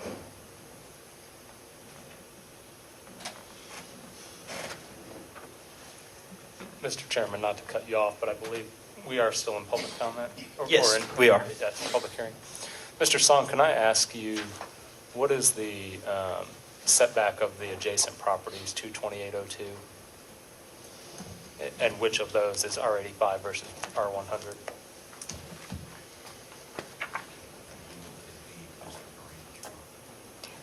We're pulling up the site plan right now. He's looking at the dimension. I'll go ahead, while you guys are doing that, I'll go ahead and state my opinion on this. I fall very closely in line with the chairman in that I believe our ordinance was properly enacted. I believe that the zoning map is what it is. I believe that the appellants do have standing. I'll tell you, long before this ever came before the ZBA, when it first hit the news, I read Mr. Curry's opinion that it was based on an average of 1 and you could not have an average of 1. And being an accountant, I thought, well, that's kind of not accurate. If I have, 10 on one side and I've got 10 on the other, I've got 20 together, average of that is 10, I should be at 10. But if I have 10 and I have nothing, and the nothing is thrown out, I still have 10 divided by 1. It's still 10. In my mind, if this property is zoned R100, and the ordinance and the spirit behind it, as the chairman is pointing out, would throw out the adjacent property, I believe it's 2808, that is R85, then this property's average setback would default to the adjacent property that is zoned R100, in my opinion. So I'm curious what that is and how close is it to the 35 or 36 foot setback that they have currently.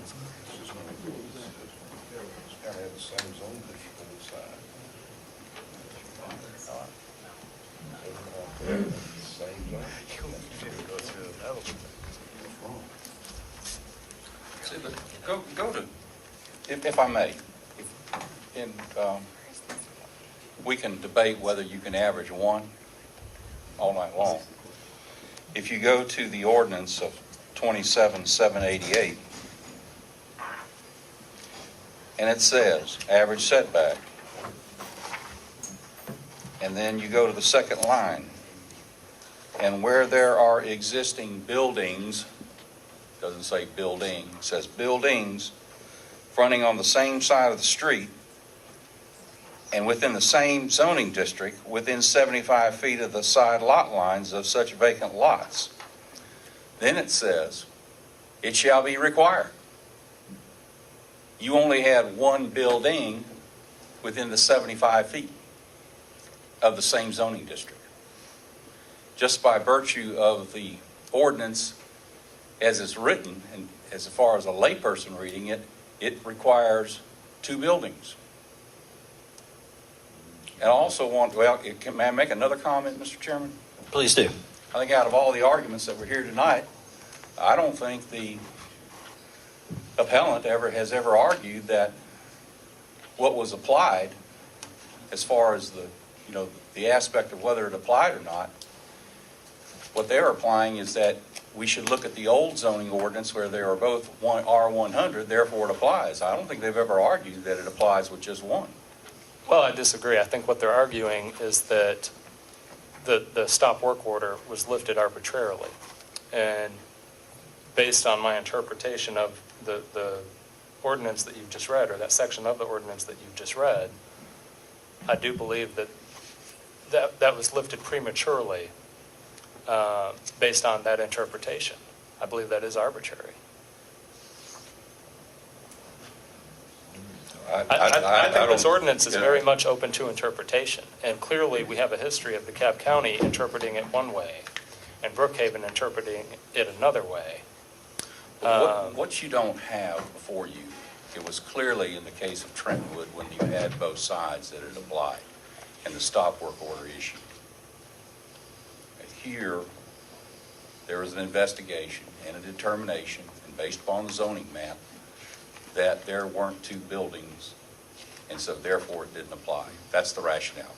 Now, if you disagree with that, then that's your opinion. Right, and that's exactly what I'm stating, is that I believe it is somewhat arbitrary in that it can be interpreted one way or the other. I don't know how you can interpret the word buildings as being 1 building.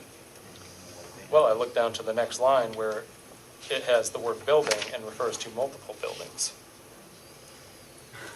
No, it says, shall be determined by averaging the existing building setbacks of buildings within 75 feet. What was the existing? What am I missing here? Again, I believe it's a difference of interpretation. It also requires averaging from buildings fronting the same street within the same zoning Zoning district. Zoning district. You know, if you could jump over 75 feet from the R85 lot to the one to the north, then it would apply. But you couldn't do it because you didn't have enough room. Yeah, I just don't believe that you need to do that. Mr. Self, we have the answer to your question relative to the distance. So to the setback. The setback of 2808 was identified as 54.4 feet.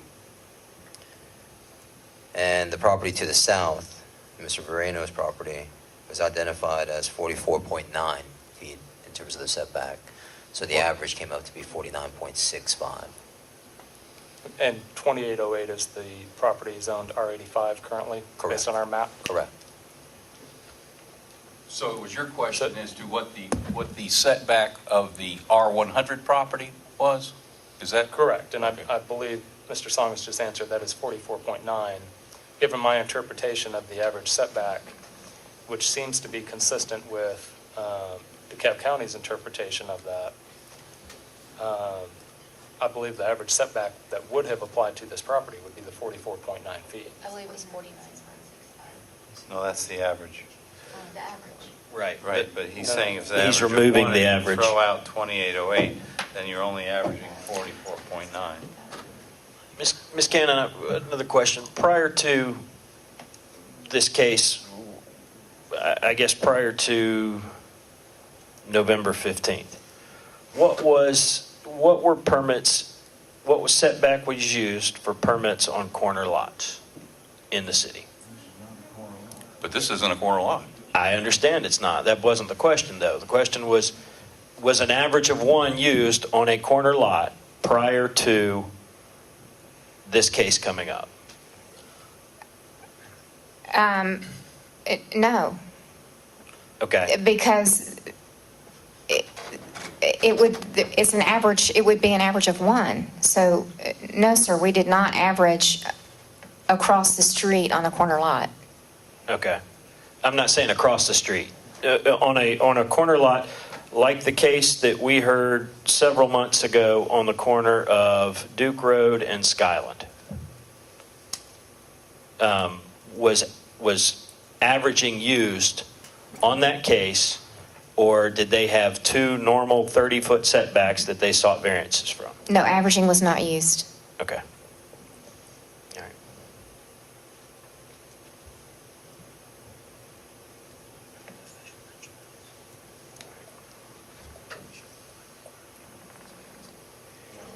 Any comments? If you just take it through the steps, if you assume standing, which none of us have any argument with standing, we think they have standing, fine. We're not going to rule on this case, I don't think, and say they don't have standing, so therefore we're going to deny the appeal. That would be inappropriate. So we meet the test if we agree that either there was a legislatively adopted zoning map and a zoning code, or that we don't have the right to say there wasn't. So let's just put that one aside, right? Now we've got the decision to issue the building permit, which that decision isn't being challenged, and there have been some pretty good arguments made that if you don't apply the averaging setback, then that decision to issue the permit was appropriate, was lawful, okay? There was this period of time where an uproar was created. Stop work order was issued because it was a precaution. It was lifted on further review, which basically said our decision to issue it in the first place was right. I think, we may not all agree upon the application of the averaging of the setback, but the question really is, was Ms. Cannon's decision to lift the stop work order appropriate under all the facts? And I'm having a lot of trouble finding that was either not based, it was arbitrary or based on a mistake in fact. I mean, even if it was wrong, I don't know that it was necessarily arbitrary. We only have to find that it's one or the other. I can't get to either one of them. Right. So, I mean, the whole basis of the appeal is that Ms. Cannon lifting a stop work order was wrongful. All we have to find is that it wasn't based on an error in fact, and it wasn't arbitrary. If we find that, none of the rest of it matters. Now tell me that's wrong. I'm not telling you that's wrong. I think that the stop work order was lifted based on an interpretation of the zoning code that in my opinion is not the way that it has been enforced. It is not the spirit of the code as I've known it since it was been done. That is my opinion. Just as Mr. Curry had a legal opinion as to what he based it on, I'm only speaking for myself and how I interpret it. But do you think And I think that if the stop work order were to be put back in place, that the applicant deserves the opportunity to present a variance to the board, just like Trentwood did, just like the case that we heard last month. Mr. Chairman, may I speak?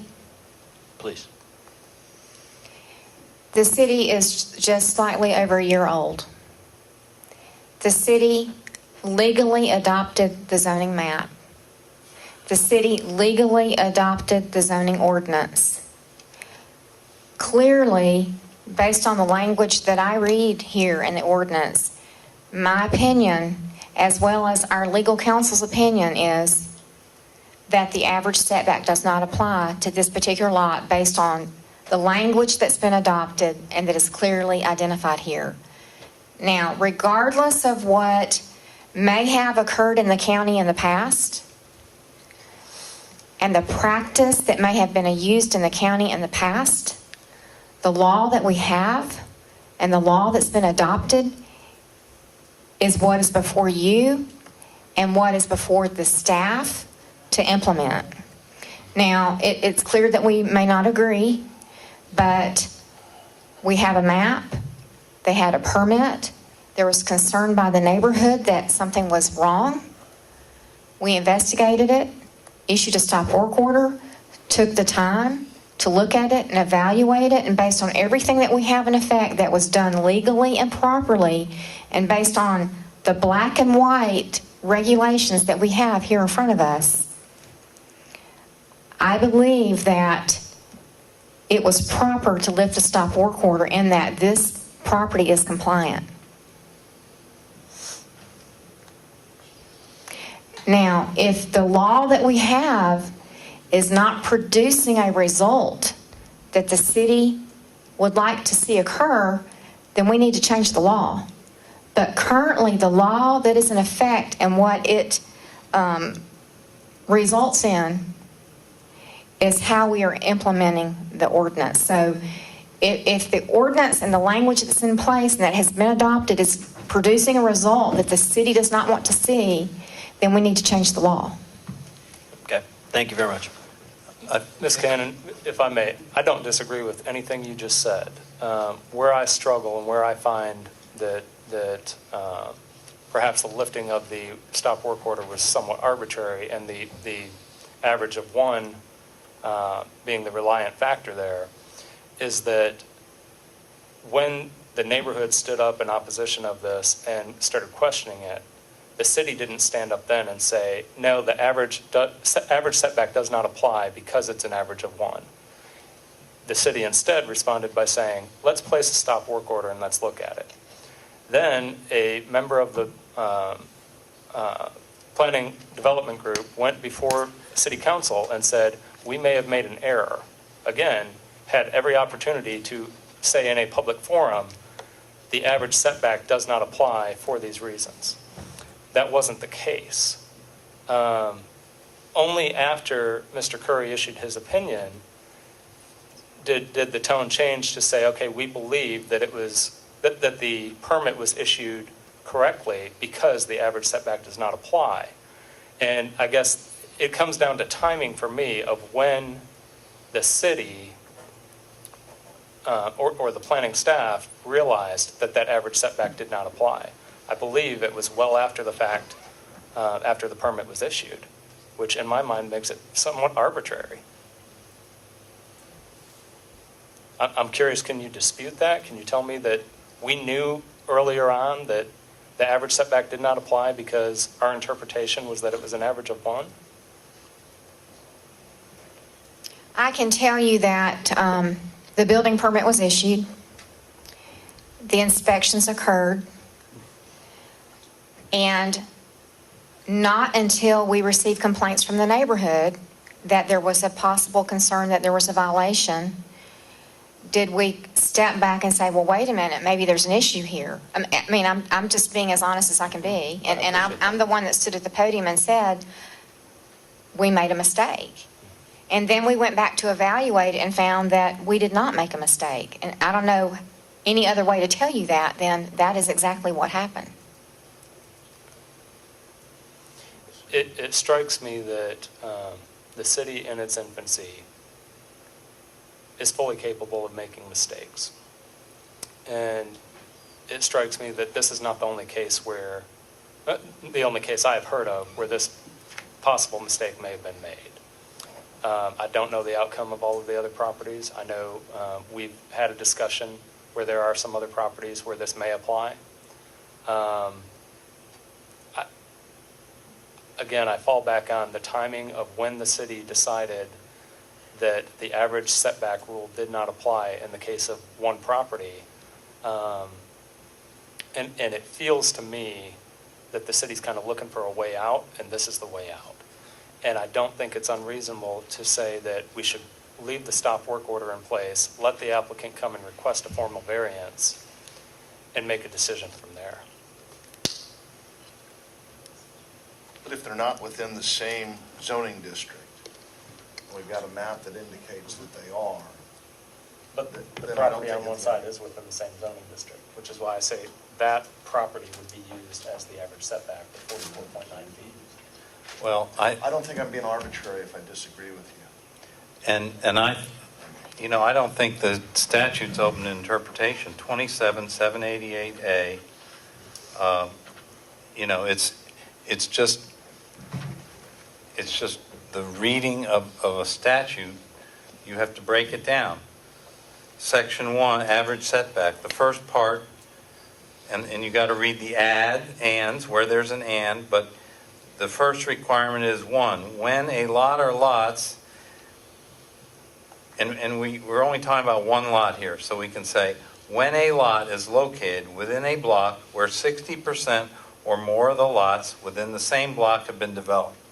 Okay? There's been no argument that there aren't 60% of the lots developed along this block. And then it says and. So you have to have 1, the 60% developed test, then you have 2. 2 starts after the first and it begins, and it has 3 parts. It begins where there are existing buildings, plural, fronting on the same street. Okay, we have existing buildings, plural, fronting on the same street. And then that's and within the same zoning district within 75 feet of the side lot lines of such vacant lot or the subject lot. And, to me, it's not open to interpretation on the one average of 1 because you don't have 2 buildings within the same zoning district within 75 feet under that zoning map which was adopted. So I can't get to ruling against the lifting of the stop work order on the basis that it's arbitrary or wrong. I just can't.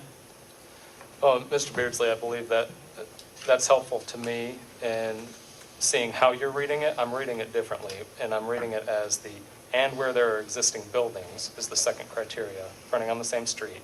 And then the third criteria, within the same zoning district, within 75 feet of the side lot lines of such vacant lots. And there is a building within 75 feet that is zoned the same on the same side of the street, and it is set back at 44.9 feet. Well, what about the S on the end of the buildings on the second line of the ordinance? Or The third line? well, we're looking Third at a line. different copy, but Well, where there are existing buildings. Fronting on the same street. Yeah, the And and there- refers to the buildings. And there are several buildings similarly zoned fronting that street. Exactly. But they must be within 75 feet. And within the same, it's three tests. You have the first and then you have three tests that are all congruent, if you will. Okay. Okay, so. I can see your interpretation. I disagree with your interpretation. Respectfully, that's fine. Is he being We're all being I believe respectful. That's right. I believe that the comment our chairman made earlier is dead on, that we adopted not only the letter of the DeKalb County zoning, but the spirit of the DeKalb County zoning. And given the history there of how they've interpreted this, I believe my interpretation is correct. So how do you get that Ms. Cannon's decision was based on a mistake or arbitrary? I believe that Ms. Cannon's decision was based on an arbitrary opinion, An arbitrary an interpretation? arbitrary interpretation. Let's hear how council feels about that. Well, I too am a CPA. And sometimes you get what you ask for. I wanted to be city attorney more than anything, and I was given that privilege back in October and walked into all of this. And had not examined the ordinance, had not examined the zoning map until it came to the issue that it had to be looked at. So with that, I examined the zoning ordinance, I examined the zoning map. I bisected the statute itself and came to the same conclusion that there has to be more than one building, because the word buildings is being plural, and there has to be more than one building within 75 feet of a side lot line in the same zoning district. And if the lot of 2808 had been less than 75 feet wide, well, you would have gotten it because you'd have jumped over to the next one. But, I mean, it is what it is. Now, I want to make 2 points here. The property owner actually tendered a variance application, and the city would not accept it because, in the opinion of the city and the city attorney, the average setback did not apply, that the permit was good. The second thing is you've got to recognize that under the city charter, which Mr. Dillard put into the record, it says that once the county is notified, and it has to notify, the city had to notify the county that it was taking over the zoning, DeKalb County would continue to do all the zoning. Okay. That notice was given. There was a hearing that was done on January 14th and 15th. Public notice of that was given. They took it over. There weren't any zoning decisions being made because there was a moratorium on zoning immediately at the time of the birth of the city. So to try to apply what DeKalb County used to do to how the city of Brookhaven is interpreting and implementing its ordinances, I think is wrong. Because the charter said, when you're ready to take it over, you tell the county, and then the county goes away. And that's what happened here. Mr. Chairman, another example to use relative to practice versus policy is, as you may recall, sometime back, we were receiving quite a few permits that were having difficulty with height for single-family homes. And in that regard, there was not an avenue for anyone to seek relief from that, because height is not something that the Zoning Board of Appeals can consider or review. So I contacted the county, because in scouring the code, I could not find any other method by which homes that were being built, how they were exceeding the 35-foot height limit, because there's not an avenue to do that in the ordinance.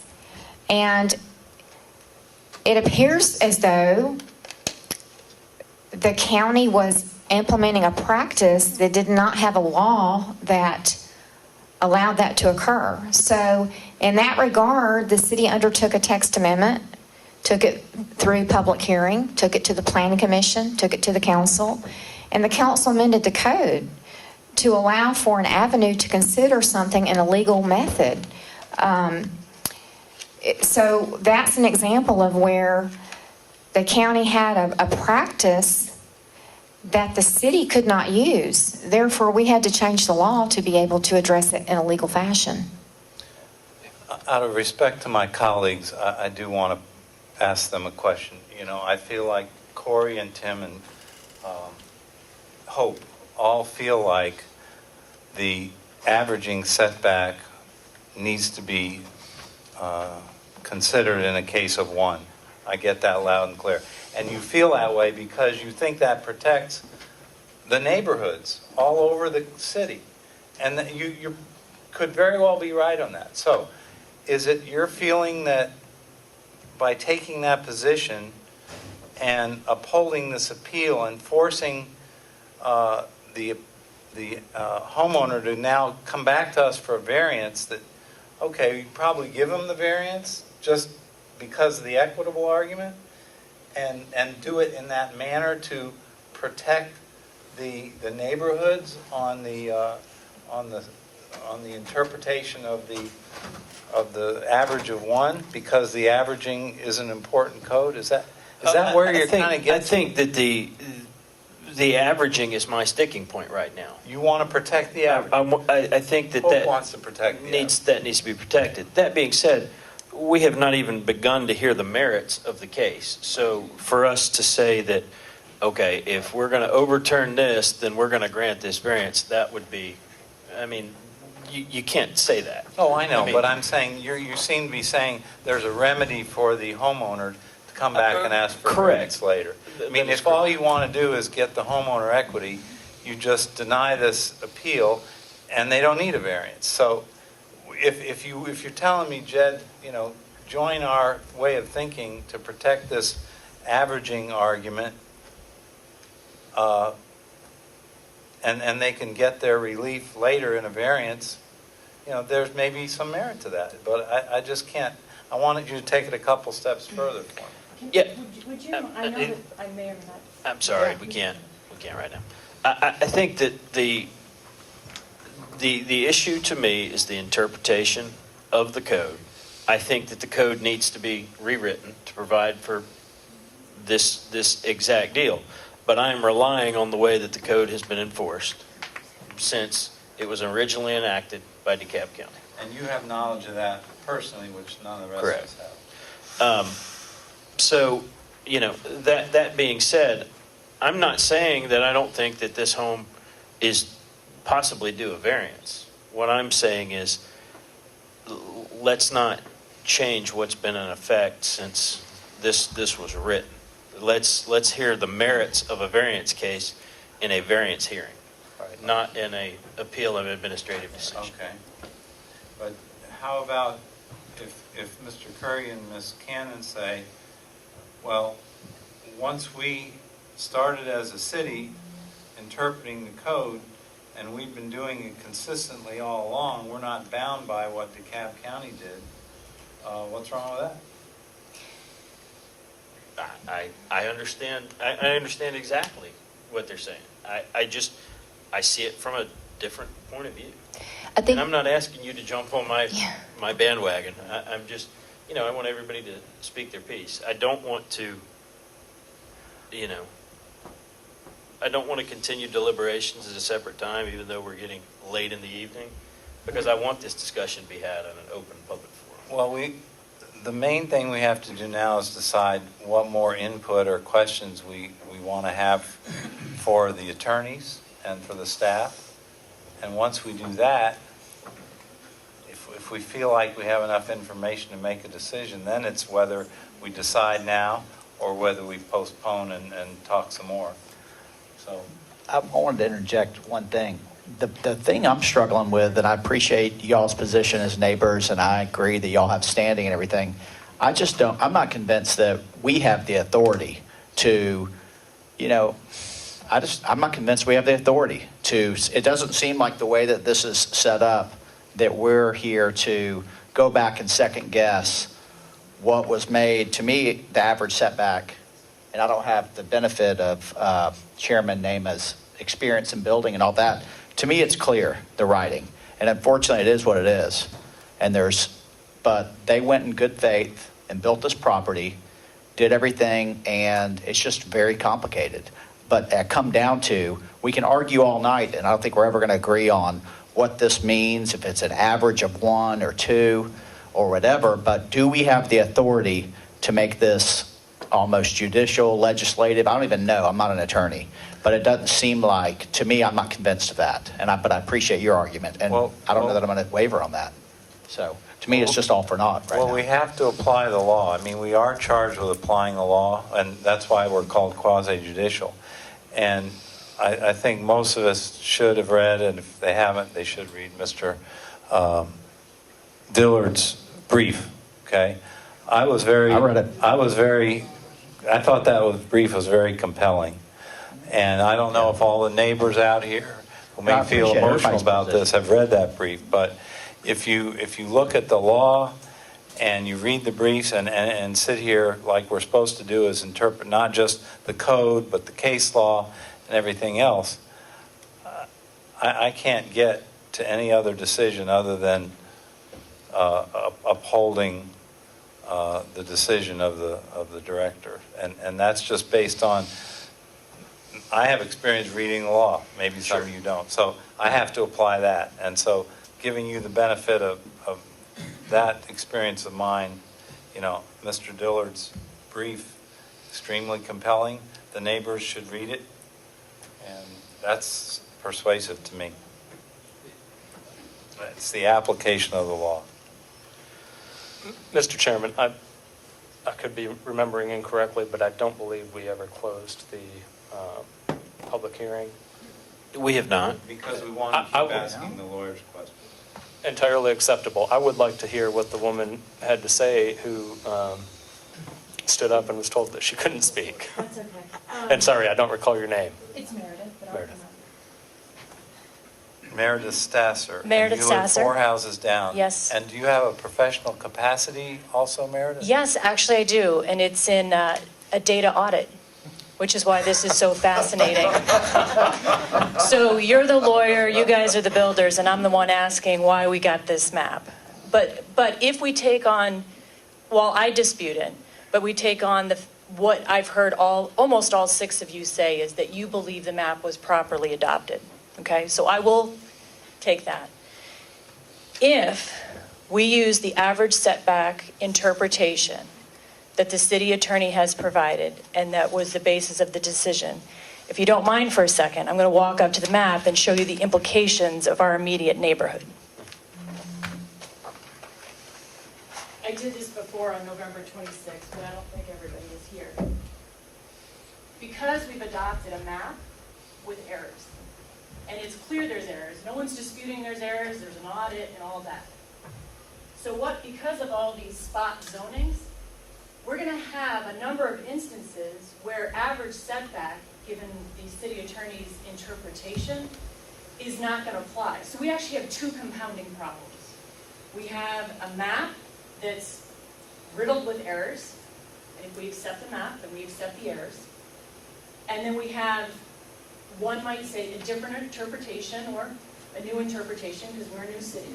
So the implications in our neighborhood, and I live right here, I guess here. The subject property of the stop work order is here, and this is 2808, the property in question is to the zoning. If you swing around, we also have spot zoning going on here, which means, should somebody buy these properties, this property, this property, this property, this property, this property, this property, we can't apply the average of 1. Furthermore, we also have these weird spot zonings over on Reading. So if this was just an interpretation of the law, that's one thing. But because we have the compounding problems of the errors in the map, in my neighborhood, right here, this has created huge havoc for us. And now we're concerned about all the builders that are going to find this out and come by these properties, and now we're going to have average setback not applied, and we're going to have all these properties right up at the 35-foot line. That's all I was saying. Thank you.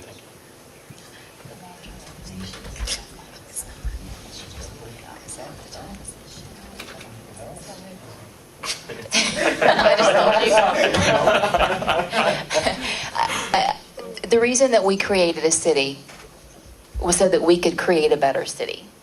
And so that we could take the spirit of what DeKalb County had done very well for many, many years, take the things that they did well, and the things that they didn't do so well, make them better. And I think that when it comes to some parts of zoning, they've done some things very well. I think if you drive down the street, you will see that they've done some things very, very well in their zoning. And my concern is if we allow this loophole, what I perceive as a loophole, to cast over this mistake that was made, which is fine. We're a new city. We make mistakes. I make hundreds of them every day. If we allow that to happen, we're going to have long-term implications in our city. And we're making decisions tonight hundreds of years down the road. And even though we sit here and we can say that we judge a case or we make a decision on a case and we're not setting precedent, you read the reviews that we got tonight. Staff is referencing cases that we made decisions on. Agreed. So we are setting precedent. And if we set this precedent tonight, I don't know that we can foresee what's going to happen on the streets of Brookhaven. That's my concern. Mr. Chairman, I know it's late. Go ahead. I'm going to ask Mary Babusa to come up. She's a property owner. They've got Since she has not spoken already this evening, I She don't has think we not. can allow that. That was what we said at the beginning, was anyone who had spoken previously, we could Well, ask then questions. let me plead with you that these people, in good faith, unbeknownst to them about averaging or anything else, relied on the issuance of a permit to build a home that they've waited all their lives for. Now, if you grant this appeal, they've got a home that's weeks away from a CO. They've got a lease that's running out on the home that they're currently in. And they're going to have a house that they're not going to be able to use. I suspect they have a loan on that house, possibly. They've got a loan that'll go into default if they don't get this. They've got hundreds of thousands of dollars invested in this property. And I just plead with you not to make a decision in a vacuum. You know, we can argue about the interpretations all we want to. But there is some equity here. These people are the innocent victims of governmental interpretations that they relied on in good faith, spent hundreds of thousands of dollars. There's no question that the property on each side of them are not similar. One's R85 and one's R100. You can say that's bad zoning all you want to, but that's what has been adopted, and nobody's really proven that that's not the situation. So I ask that you make that a very real consideration, because these are real people with real lives that have invested their life savings in what they wanted to do is dream home, okay? You can cure the future. You've got that opportunity to cure the future. I got problems with average and statute, as I pointed out to you anyway, but you can cure the future about future permits, and you can direct staff to reconsider and to look at those permits that are yet to be issued to be sure that we don't have this problem again. But it just doesn't seem right to hold the Babuses hostage for what is really a correct interpretation, in my opinion, of the zoning, of the averaging, because we don't have the same zoning on each side within 75 feet. We don't have it. And be that as it may, be it right, wrong, or your experience with DeKalb County, I understand. I've been doing this for almost 40 years. My dad was county attorney for 30 years. I understand the issues that were there. But we're dealing with people's real lives here. And this is not about all the other houses that might be an averaging problem in the future. That can be dealt with. But what we've got here is we've got innocent, good people that have relied in good faith on a valid permit. And I just ask that you let that weigh greatly on your decision tonight, because to not deal with this creates a dilemma for this family that none of us would want to be in, particularly where it's not clear. And I just ask that you consider that. Okay, thank you very much. Mr. Chairman, it's 11 o'clock. I'd like to call the question. I'm going to make a motion to deny the appeal. I'll second. We can discuss the motion. Right, but Second was I don't think we Ken? can accept the motion because I have not closed the public hearing yet. I move that we close the public hearing. I have one more question. Okay. Mr. Curry, if there was a 3-3 tie on this issue, how would it be resolved based on a tie? Because we do not have the seventh You have member. to have 4 to vote in favor of the reversal. Okay. So if it's a 3-3 tie, then in effect the appeal is denied. That's what I suspected. Okay. Now can I move to close the public hearing? I have one further question for Mr. Curry.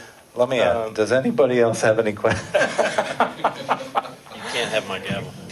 Given the fact that it seems to be, we will result in a 3-3 tie if we were to vote tonight, and given the fact that one of our board members is not here and has not had the privilege of hearing the conversation tonight, even if we were to defer and go into private session at a later date and try to reach a decision, I don't believe the missing board member, Mr. Bolio, would have a vote. Is that correct? Or would he have a vote being a board member? Well, if at this point in time, as far as if you're going to call the question this evening, all I can tell you is it's going to require 4 to overturn it.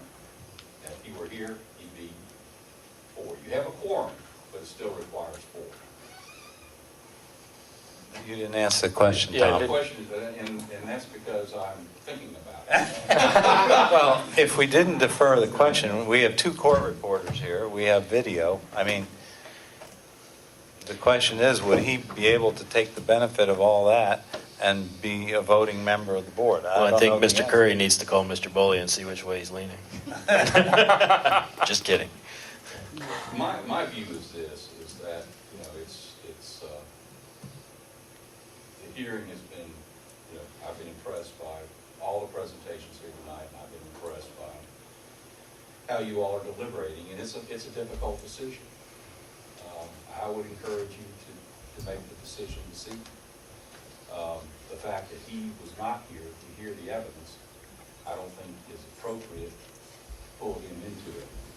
I agree. And that would be whether or not that's the right legal answer. I'm telling you what I think as a person is that you all have heard this. There's a quorum here, and if you can't come to a decision, you can't come to a decision. The buck doesn't stop here. I mean, so I would encourage you to go ahead, just like Mr. Cusco has asked you to do the same.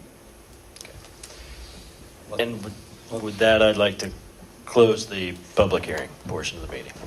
Now I'll open it up to the board for any motions or discussions. You all are looking at me. I'll repeat my motion. I move that we deny the appeal. I will second that. All right, we have a motion and a second to deny the appeal, which is ZBA 14-04. All those in favor of denying the appeal, please signify by raising your hand and saying aye. Aye. All those opposed? Nay. Nay. We have a 3-3 Mr. deadline. Chairman, I think that if you're at a 3-3 stalemate, that the approval did not, in other words, the denial, the approval of not accepting the appeal, I think somebody should make a motion to go ahead and accept the appeal. In other words, a motion to rule for the appellants. I motion to rule for the appellants. I'll second. All right, we have a motion and a second for ZBA 14-04, the appeal of administrative decision. All those in favor of approving the reversal of the administrative decision, please signify by raising your hand and saying aye. Aye. All those opposed? Nay. Nobody changed, did they? Well, I didn't expect it to change, but the fact that you did not get a majority vote approving the appeal, then in effect the appeal's denied, is my opinion. Fusco may have a different opinion. I think all I'm going to suggest is the ordinance speaks to itself about how the voting happened. I don't think the board reached any decision, quite frankly. There was no affirmative majority vote. And I don't think we're going to change that tonight. And so I think that's going to be up to the lawyers to figure out what just happened. And with that, this meeting is adjourned. Thank you very much.